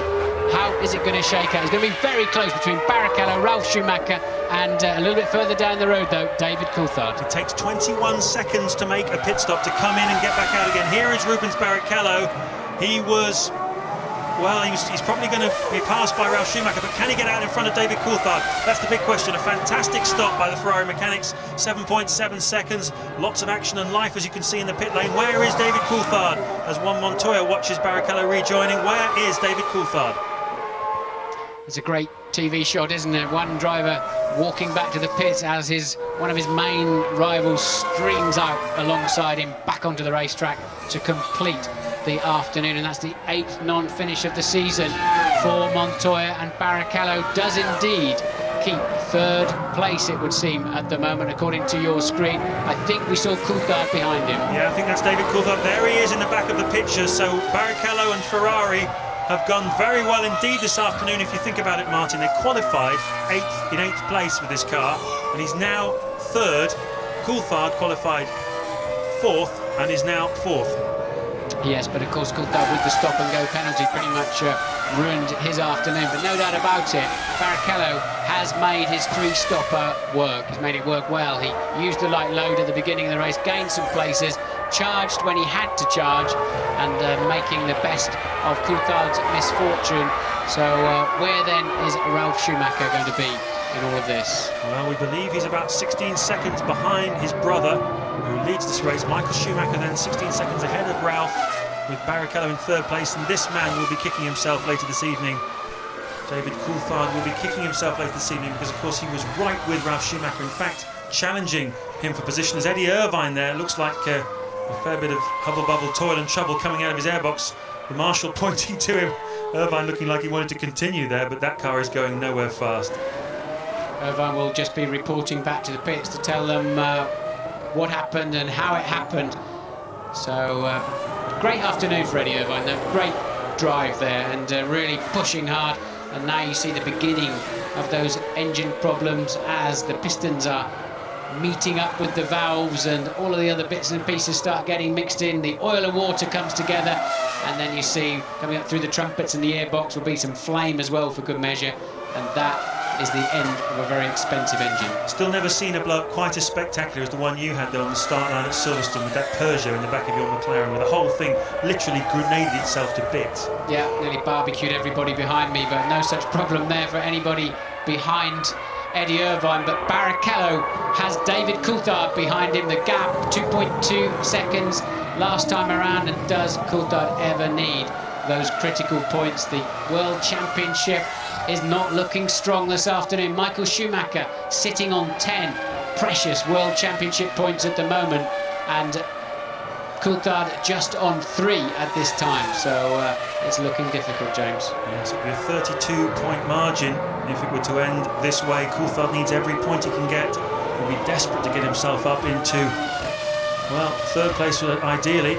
Second place might be possible as well. There's 15 laps to go in this motor race. You're looking at the second place man, Ralf Schumacher, who turned 26 yesterday, started this race on pole position, hoping for a victory. At the moment, a victory seems unlikely. I think the story from him, when we speak to him after the race, will be that the tyres just let him down slightly at the end. And Luis Goodman is with his teammate Juan Montoya. Oh, Juan Montoya, bad luck. We saw a little puff of smoke out of the back of the car there. Was it an engine problem? Yeah, it was a bit of an engine problem. A bit disappointed, but us racing. I'm pretty pleased with the performance of the car in the race because we did a big sacrifice yesterday in qualifying, going with the harder tire. I thought we could have had a shot of a pole if we would have been on the 7, but we thought it was better for the race. I was running second again, and it happened. Well done. Thanks. Yeah, that shows a lot of confidence, James, doesn't it? When you choose a harder tyre, you know you're going to look slower than your teammate. You know you may compromise yourself in qualifying generally, and you need a lot of confidence to say, OK, I'll take that because I believe that is the right way to go. Well, I don't think Juan Montoya has ever lacked confidence. Certainly one of the most self-confident swaggerers I've ever met in Formula One. And Michael Schumacher leading this race. There's Coulthard. Monstering Rubens Barrichello, though. Barrichello must have run wide in that hairpin. We came quite late to that shot, Martin, but this is David Coulthard crawling all over the back now of Rubens Barrichello, and this is for a final podium position. Yes, indeed. Coulthard's been about 3/4 of a second a lap faster than Barrichello through these previous few turns. He's also made up a lot of time. We saw Barrichello outbraking himself into the hairpin, and we know that Coulthard has a lot of confidence when it comes to passing Barrichello in the front. We've seen him do it several times, not least in Melbourne earlier this year. And last year here, Coulthard was trying to pass Ferraris every which way, but will he be able to stay close enough in the dirty air of that long Estoril turn 2 corner? But at the moment, he's clearly got a speed advantage. Over the line then, and it's 0.6 of a second according to the computer. David Coulthard wants yet another podium. Yes, he's very hungry indeed. Of course, casting your mind back 12 months, he did in fact pass Rubens Barrichello here. Off the start line, Barrichello got in front of him, and Coulthard passed him just coming up to the corner now where he did it last year. And of course it was the same corner, that hairpin, where he later on put that extremely bold move on Michael Schumacher, which got him the lead and ultimately the victory. It was a wonderful performance 12 months ago from David Coulthard, and he's really alive now. He wants every point he can get And he's right on the gearbox of this Ferrari, which seems to have just dropped off the pace slightly. Rubens Barrichello now circulating 6 or 7 tenths of a second slower than he was before and slower than his main rivals, particularly in the slow corners. That's where he seems to be struggling. David did as well there from the looks of things. Yeah, there was a puff of blue smoke at the back of that, but it was the left front was locked up, and then the smoky air going through the Venturi. So Coulthard braking very late into 180 and braking too late in the end. And Barrichello then keeping at that margin at the moment. Yes, without the stop-and-go penalty, of course, Coulthard would have been second. He knows that, we know that, you all know that at home as well. What can he do? 12 laps remaining to put the situation right. If this was Speedway, you'd say it was team riding now, wouldn't you? And Barrichello then clearly has got a job to do to keep points away from David Coulthard, but he's got his own job to do as well, because if the race finishes like this, Ralf Schumacher passes Barrichello for 3rd place in the World Drivers' Championship. So Barrichello needing those points for himself too right now. There's an awful lot at stake here this afternoon. We're in the meat of the season, this middle phase of the Formula 1 Championship, as Coulthard comes very close up behind Rubens Barrichello again. Both of these cars seem to be struggling to get any kind of grip through the slower corners, and it really has been a race that's been eating away at the tyres. What's going to happen in the closing stages? Bridgestone, of course, supplying both of these two drivers. It's Ron Dennis, the boss of the McLaren team. What will he be thinking, do you think, this afternoon? Apart from Martin, obviously apart from the stop-and-go penalty, Coulthard would clearly have been in 2nd place today. Wasn't really on the pace of Michael Schumacher. No, I think they've been better than they were last weekend. I think they took a bit of satisfaction from that, but he's going to be thinking one car didn't start the race and the other car with a pit lane speed limit. It's trivial stuff, a lot of it. It's not about, you know, a performance issue is one thing and trivial stuff's another. So not a great day for McLaren, but I think they'll take a bit of heart from improved performance, certainly compared to Nürburgring last weekend. Yes, they were 8 tenths off the pace in qualifying at Nürburgring last Sunday. This weekend, just 2 tenths off the pole. It's a big improvement from the McLaren team, for whom qualifying really has been their Achilles heel so far this season. But that gap now seeming to open out a little bit between Barrichello and Coulthard as they go down the back straight. Yeah, Coulthard is not as fast through that critical turn 2. Look, he's much faster under braking, although you do tend to get the yo-yo effect in there, the piano accordion effect, and as the car in front gets on the power early, it opens the gap back up again. But Coulthard is much faster under brakes into the Adelaide hairpin. Can he get anywhere near him to have a go?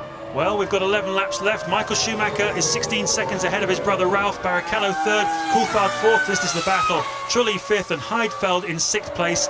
A lot more still to come.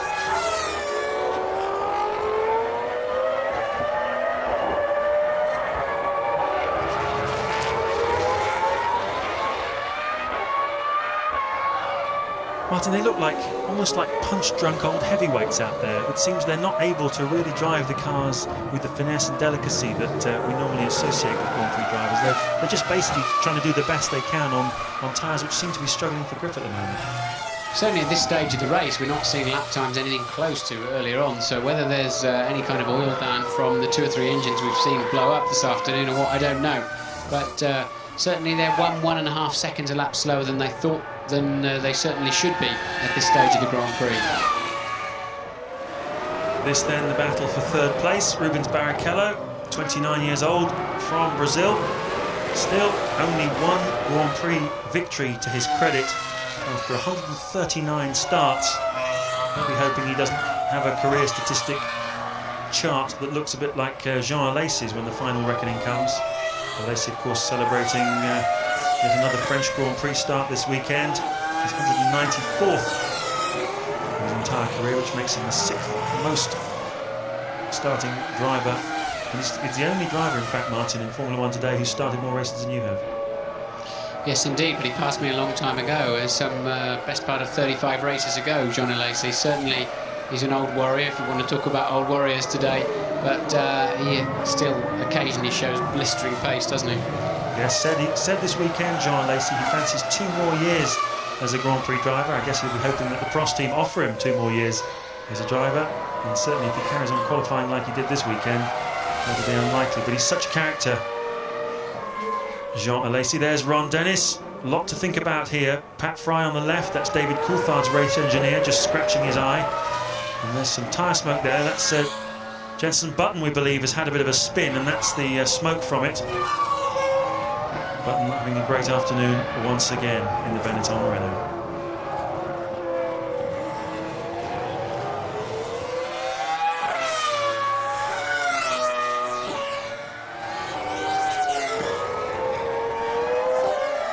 In the closing stages then of the French Grand Prix, this is lap 63. Michael Schumacher leading, there he is from Ralf Schumacher. You just saw a quick glimpse of Jenson Button, who is in 12th place, a little bit better for the Englishman than before, but unfortunately for him, still behind his teammate Giancarlo Fisichella, and now the margin 24 seconds between the two of them. So once again, Fisichella has conquered Button. But nobody has conquered this man, Martin. Michael Schumacher, another flawless drive from him, really, and just like the Nürburgring last weekend, you have to say he's taken all the pressure that everybody's thrown at him. Didn't start this race, of course, from pole position. His brother did, but he's managed to get the lead, and he's kept it. Yeah, but it's different to last weekend, James. He won last weekend's race by somehow grabbing pole, then controlling the early stages and making sure his brother didn't pass him. He did not have the fastest car last weekend. This weekend he has had the fastest car, and that's why he's winning this race so effortlessly. This will be the half-century up if he gets over the line. This will be his 50th Grand Prix win for Michael Schumacher, and he's making it look extremely easy. Barrichello is, Ralf is 15.6 seconds behind him, Barrichello a further 5.6, and Coulthard remains less than 1 second behind Barrichello, holding down 4th place, truly 5th. Heidfeld in the final point scoring position in 6th. Your retirees are Irvine, broken engine, Montoya, broken engine, and Bernaldi, he just stopped on the side of the track. Villeneuve, electrical problems. Hakkinen did not start the race. Yes, Michael Schumacher, as you say, Martin, if he wins here, that'll be his 50th Grand Prix victory, and it'll set him up, of course, for Silverstone in 2 weeks' time, where he can equal Alain Prost's all-time record of 51 Grand Prix victories. Very appropriate if he did it at Silverstone. But all that lying in the future. Alain Prost, of course, this weekend asked the question inevitably, how do you feel about Michael Schumacher closing in on your record? He said, well, first of all, it's inevitable. He is one of the all-time greats, if not the best driver, and I'm only too happy for him to pick up the mantle and take on the records. I think by the time Schumacher winds up his career, whether it's 2004 and his current Ferrari contract expires, or whether he goes on beyond that, fair to expect that he will have wrapped up all of the great records that there are for a Grand Prix driver. This, though, the battle between the final podium position between Rubens Barrichello and David Coulthard, just 9/10 of a second in it, and they've only got 8 laps to go if one of them is going to get onto the podium. So traffic ahead of them, but the problem with the blue flag situation these days is everybody has to leap out of the way at the first opportunity, and we don't really see lead drivers having to really work the traffic these days. It's a skill that we used to have. Now they just literally spring out of the way at the first opportunity, otherwise they get penalised. And it's a shame in many ways, because for me, negotiating back markers is a main skill of being a Grand Prix driver. But nonetheless, I guess we see some cleaner and clearer races, some true head-to-heads in other respects. I suppose you'd call that progress, because I remember in the days of you and Senna and Mansell and Piquet and all that, almost every race there was talk about back markers not getting out of the way properly, blue flags had been waved, hadn't been responded to, and nowadays, as you say, they just jump out of the way like frightened jackrabbits. Yes, indeed, but that's the regulations and you can't fight them. But I was just thinking, Coulthard's best chance of getting past Barrichello looks like it's going to be in the back markers. He's simply not fast enough in turn 2 to use his braking advantage into turn 3 in the dirty air that the Ferrari has finished with and passes on in his direction and look, Coulthard, then they've cleared that back marker now. We've just picked that shot up, unfortunately, and it hasn't quite paid off, but that is where he's going to find his way past Rubens Barrichello for that final podium slot, which would be his 7th podium of the year, David Coulthard. Once again, just locking the inside left slightly. Barrichello under pressure. Yes, it's been a year of strong race performances from David Coulthard. 2 victories, as you say, 7 podiums. Qualifying has been the problem for McLaren. They've not been able to get the car working as well as they might when it's light with fuel on qualifying settings. Ferrari have had the edge, and latterly Williams too have had the edge, but Coulthard has gone very strongly indeed in the races, and now once again monstering Rubens Barrichello for position. And you talk about back markers and David Coulthard, of course, one's mind immediately turns back to Monaco. We had a nightmare time trying to get past Enrique Bernaldi, held up for over 40 laps by the Arrows driver, and certainly didn't do him any favours on that day. Coulthard seemed reluctant to just jump in behind the back markers. behind the leaders, sorry, as they came through to try and find a way past. Has he got any response then for Ferrari in the 6 laps that remain, David Coulthard? Coulthard 20.8 seconds then off the leader, and as you said earlier on, that is going to be frustrating for David Coulthard. That stop and go penalty cost him significantly more than that, and of course Michael Schumacher not under pressure up front at all, not pushing anywhere near his limits, so it's an unrealistic comparison in many respects, but it just shows you, I think, without that stop and go, what a difference it would have made to Coulthard's afternoon, and certainly would have been a really good battle between Ralf Schumacher and David Coulthard, one of which sadly we were robbed. Yes, Coulthard would almost certainly have been in second place now, and perhaps even challenging Michael Schumacher as he was 12 months ago, but it wasn't to be from the start. Michael Schumacher got a great start. Mika Häkkinen, of course, didn't even take the start. All fairly close together, Ralf Schumacher, Michael Schumacher, Montoya and Coulthard in the opening stages. Rubens Barrichello very cleverly brought up into play by the Ferrari tacticians. They 3 stopped him, ran him light with fuel, and it worked brilliantly. Got Barrichello up from 8th place on the grid into 3rd place on the racetrack. It's been an afternoon of strategy, of tactics. It's been an afternoon of tyre performances. It's been an afternoon of unfortunate penalties for David Coulthard. I have to ask you, Martin, who is your driver of the day? Who's put in the star performance? A difficult one, I would say, to judge. What's your view? Well, Michael's been cruising, hasn't he, and peerless, I think, this afternoon. I thought Montoya did a very solid job today. Montoya was looking strong, and I admire his courage to go a different way. So for me, Montoya is the driver of the day. Also worth a mention, probably Rubens Barrichello, for the way that he stuck to Ross Brawn's strategy. And also, let's not forget, in 5th place and 6th place, we've hardly seen him this afternoon, Trulli and Heidfeld. Trulli, of course, in the Jordan, looking for his first points for 4 races, and Heidfeld, who is currently in front of both BAR and Jordan drivers in the World Championship, which is a great achievement for a Sauber driver. There's Michael Schumacher with just 4 laps to go, Martin. And he's been told on his pit board to drop the revs. In other words, shift gears earlier. Don't look for the little red light to tell you to change gear. Not 400 or 500 RPM off the gear shift points, maybe even 1,000, and that's a huge difference. You know, the mechanical energy going through those engines at best part of 18,000 RPM. Just change gear 1,000 revs earlier, and you take a lot less effort from the engine to do that. But Michael then pretty much easy going for him at the front, and is this another opportunity for David Coulthard to have a stab to get closer to Barrichello? And yes, indeed it is. Barrichello went wide too. We've seen this a few times, haven't we? Coulthard drag racing out of Adelaide hairpin.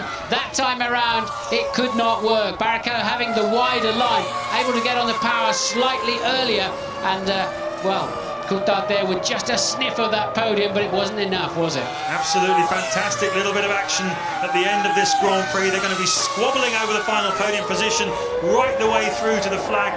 It's going to be a real grandstand finish between these two, both of them struggling clearly to get a lap time out of these very worn and very tired old Bridgestone tyres.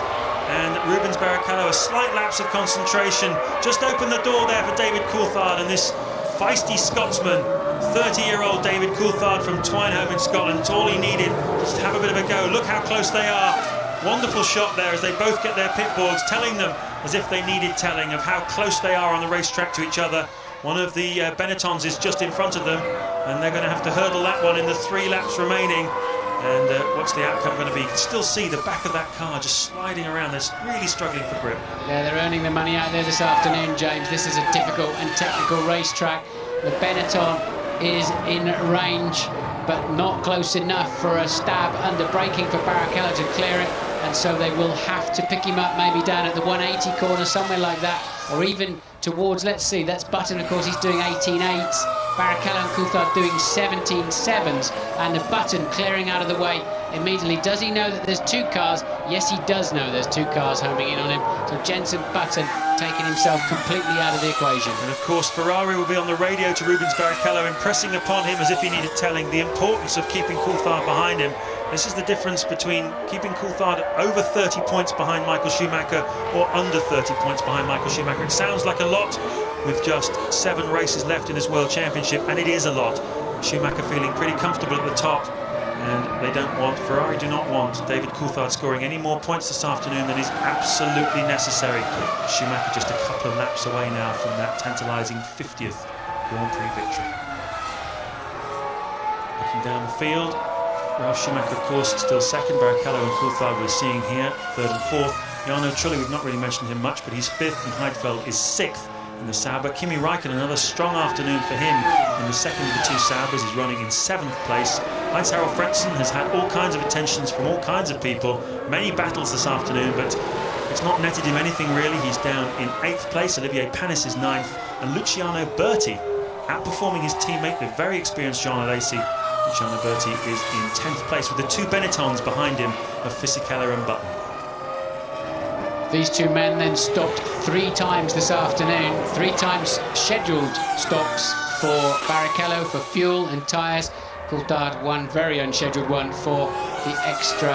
And Button then off the racetrack. Jenson Button appears to have spun out of the race. I think that's just residual smoke out of the engines there from the fact it's been switched off while it was in doing an awful lot of hard work. So final lap then, Michael Schumacher is on his final tour. I don't see anywhere now that Coulthard's going to have an opportunity to take that third place. And we pick up then leader Michael Schumacher. Yes, he's had a sensational season so far, 5 victories. He's averaging almost 7 points a race. And last year when he won the World Championship, he was averaging 6. So he's already well ahead of his own averages. He's breaking records left, right and centre. This is for his 50th career victory. And Michael Schumacher, where will it all end from him? A wonderful drive, managed to contain the threat from the BMW Williams team, managed to contain the threat also from McLaren, although of course we will wonder forever what would have happened if Coulthard hadn't had that stop-and-go penalty. Perhaps we would have had a repeat of the battle through Chateau for the last time. Down towards the chicane comes Michael Schumacher. It's been a very familiar sight throughout the 2001 Grand Prix season. He's won 10 of the last 14. Michael Schumacher wins the French Grand Prix for Ferrari. Vive la différence. Well done, Michael. His team boss, Jean Todt, of course, will be very pleased. And here's the battle for the final podium place between Rubens Barrichello and David Coulthard. Ralf Schumacher has crossed the line in second place. Barrichello gets third, Coulthard gets fourth. We're waiting then for Jarno Trulli to come through in fifth place. And a great day for Ferrari's team boss, the Frenchman Jean Todt, the man who's done so much really to turn this team around. And he announced this weekend, incidentally, that he plans to retire at the end of 2004. And no one will criticise him for the amount of success that he's brought to Ferrari over the years. A great day for the men in red, Martin. Yes, indeed. And Trulli then will go over the line. He's some 47 seconds behind Coulthard, goes over the line for 2 World Championship points. And I think Eddie Jordan will be mighty relieved to score some more points in the Jordan team. They've had a rough run recently. Good news for Jordan then. Heidfeld taking another point for the Sauber team. So Ralf then up into third place in the World Championship. We said, didn't we, earlier on in the programme that you can't discount Ralf Schumacher at the moment. Michael pulling away into the lead, but Ralf coming on very, very strong in the second half of the season. Yes, indeed he is. Ralf Schumacher now on 31 World Championship points, just jumping ahead of Rubens Barrichello. There is Jean Todt. Well, there'll certainly be a lot of talk about him tomorrow in the French newspapers. Very, very happy man indeed. Presided over by far the most successful period in the history of the Ferrari Formula One team since he joined, coincidentally, the team back in 1993 at this very Grand Prix. This was his first appearance in the red with the prancing horse on his shirt. And here in Magny-Cours, look how happy he is. You don't see Jean Todt smiling very often, but he's smiling today, getting the congratulations of everybody in his team. So Michael Schumacher then, 78 World Championship points. As the smoke settles over Magny-Cours, a few donuts being turned, I think, by some drivers celebrating. But yes, Jean Alesi giving it the characteristic little bit of the old Valentino Rossi, the motorcycle racer, does something a bit similar to that whenever he wins. Alesi, of course, far from being a winner, down in 12th place, but he doesn't care. As he said earlier in the programme, he doesn't mind what the results are as long as he gives his emotions, and that's what he's doing here this afternoon. The one that confuses me, James, is Della Rosa, who finished 14th. Remember, we saw him parked up on the green flag lap, parked on the side of the road, apparently out of the race. He finished the race in the end. I don't know how he got going again. Just 2 laps down, albeit last but 1. There's confirmation of the result. You can see, in fact, pretty close at the end between Barrichello and Coulthard, but no way through for the Scotsman. And that means, I'm afraid, for David Coulthard, that he's now 31 points behind Michael Schumacher, and that's a pretty tall order, isn't it, Martin, with just 7 races remaining in the World Championship? It's very tall. It's not impossible. Of course, there's 70 points max available, but he needs Hakkinen up there helping him. He doesn't need the Williams team up there taking points away, and at the moment he could be using Williams to take points away from Ferrari if he had a faster car, if he was having a better run, but it's the other way around. Michael's able to not only beat the McLaren, he's able to put the Williams between him and those 2 silver cars as well, so Michael looking seriously strong. Yes, the British Grand Prix in 2 weeks' time, of course. Coulthard was 1-2 on the row. He's going to need to win 3 in a row if he's going to get back on terms with this man, Michael Schumacher. And just look at the joy. Never, ever backward in coming forward to show his pleasure at a race victory, Michael Schumacher. I remember when he first came into the sport, he would bounce up and down whenever he got on the podium, and he's continued that sheer exuberance and joy right the way through his career. The 2 brothers there congratulating each other.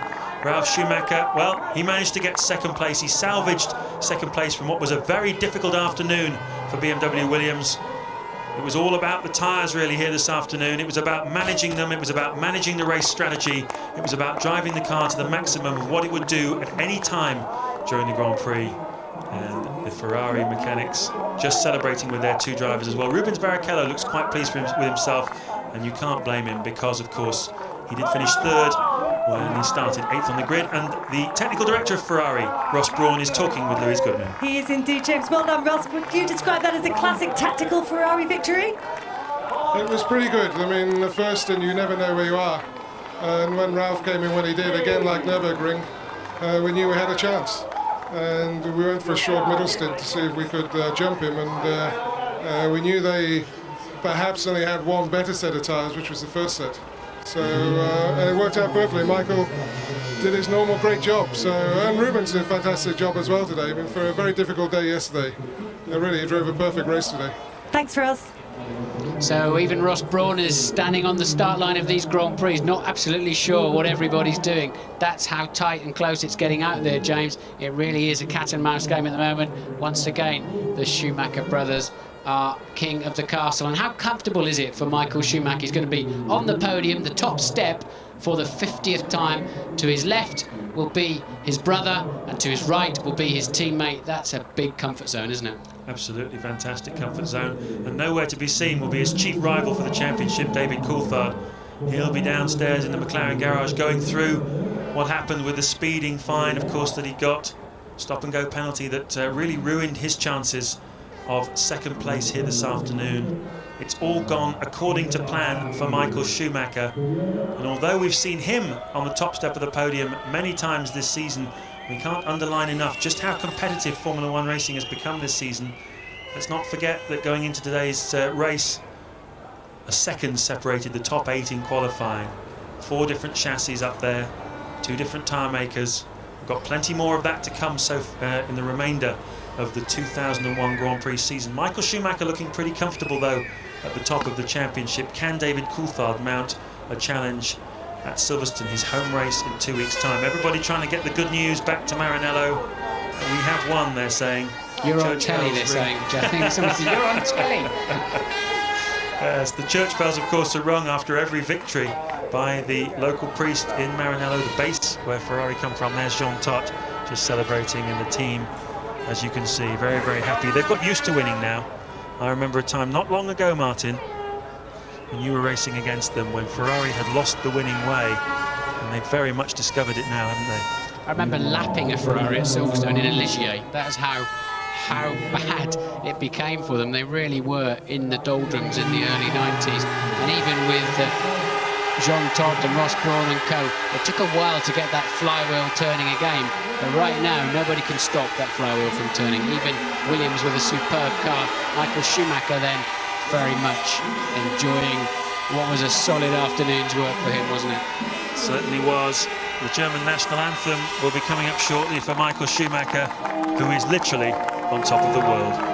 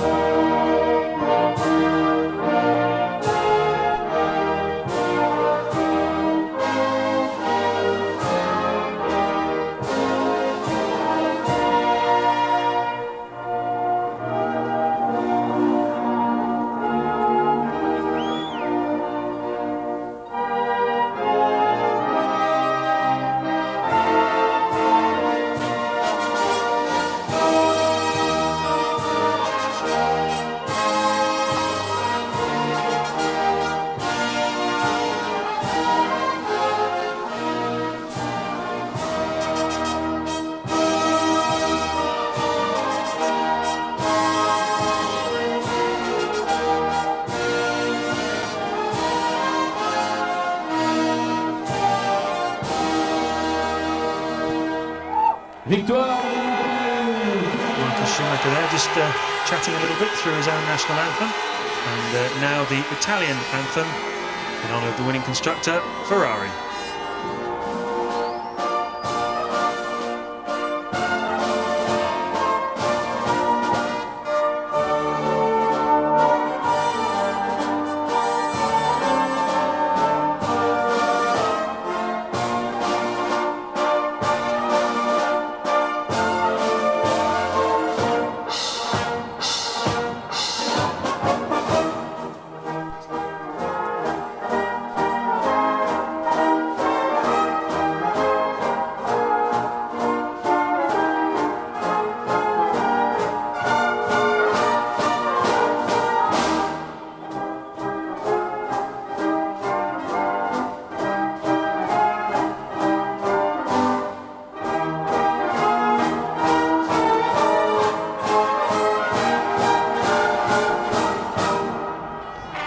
Some rather sour-faced critics back in Italy criticising Michael Schumacher whenever he conducts his mechanics, who always love vociferously to sing the Italian national anthem. I think it's a good idea for him to do it, but some people back in Italy find it patronising, so he's stopped.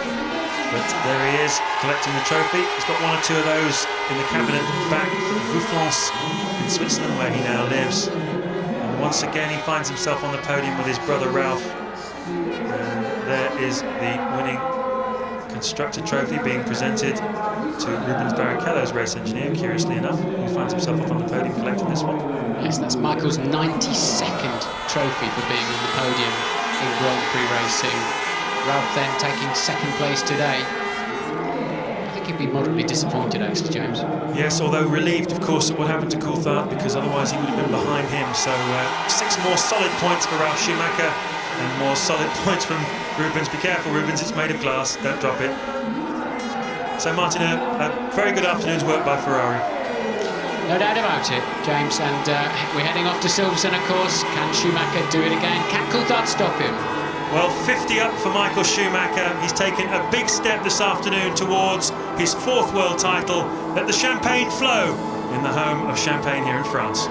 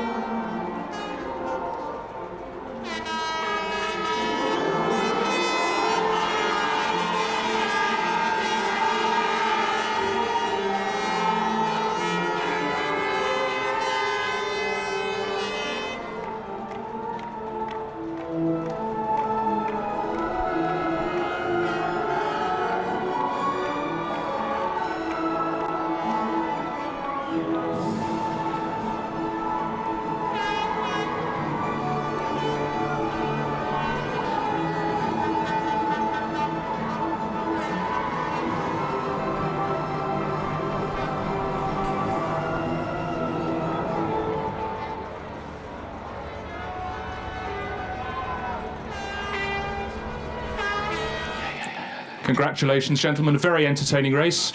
Michael Schumacher, maybe the perfect result for you. Not only your 50th win, but you have your brother alongside you on your podium and your teammate. Ralf Schumacher, second place, and Rubens Barrichello in third.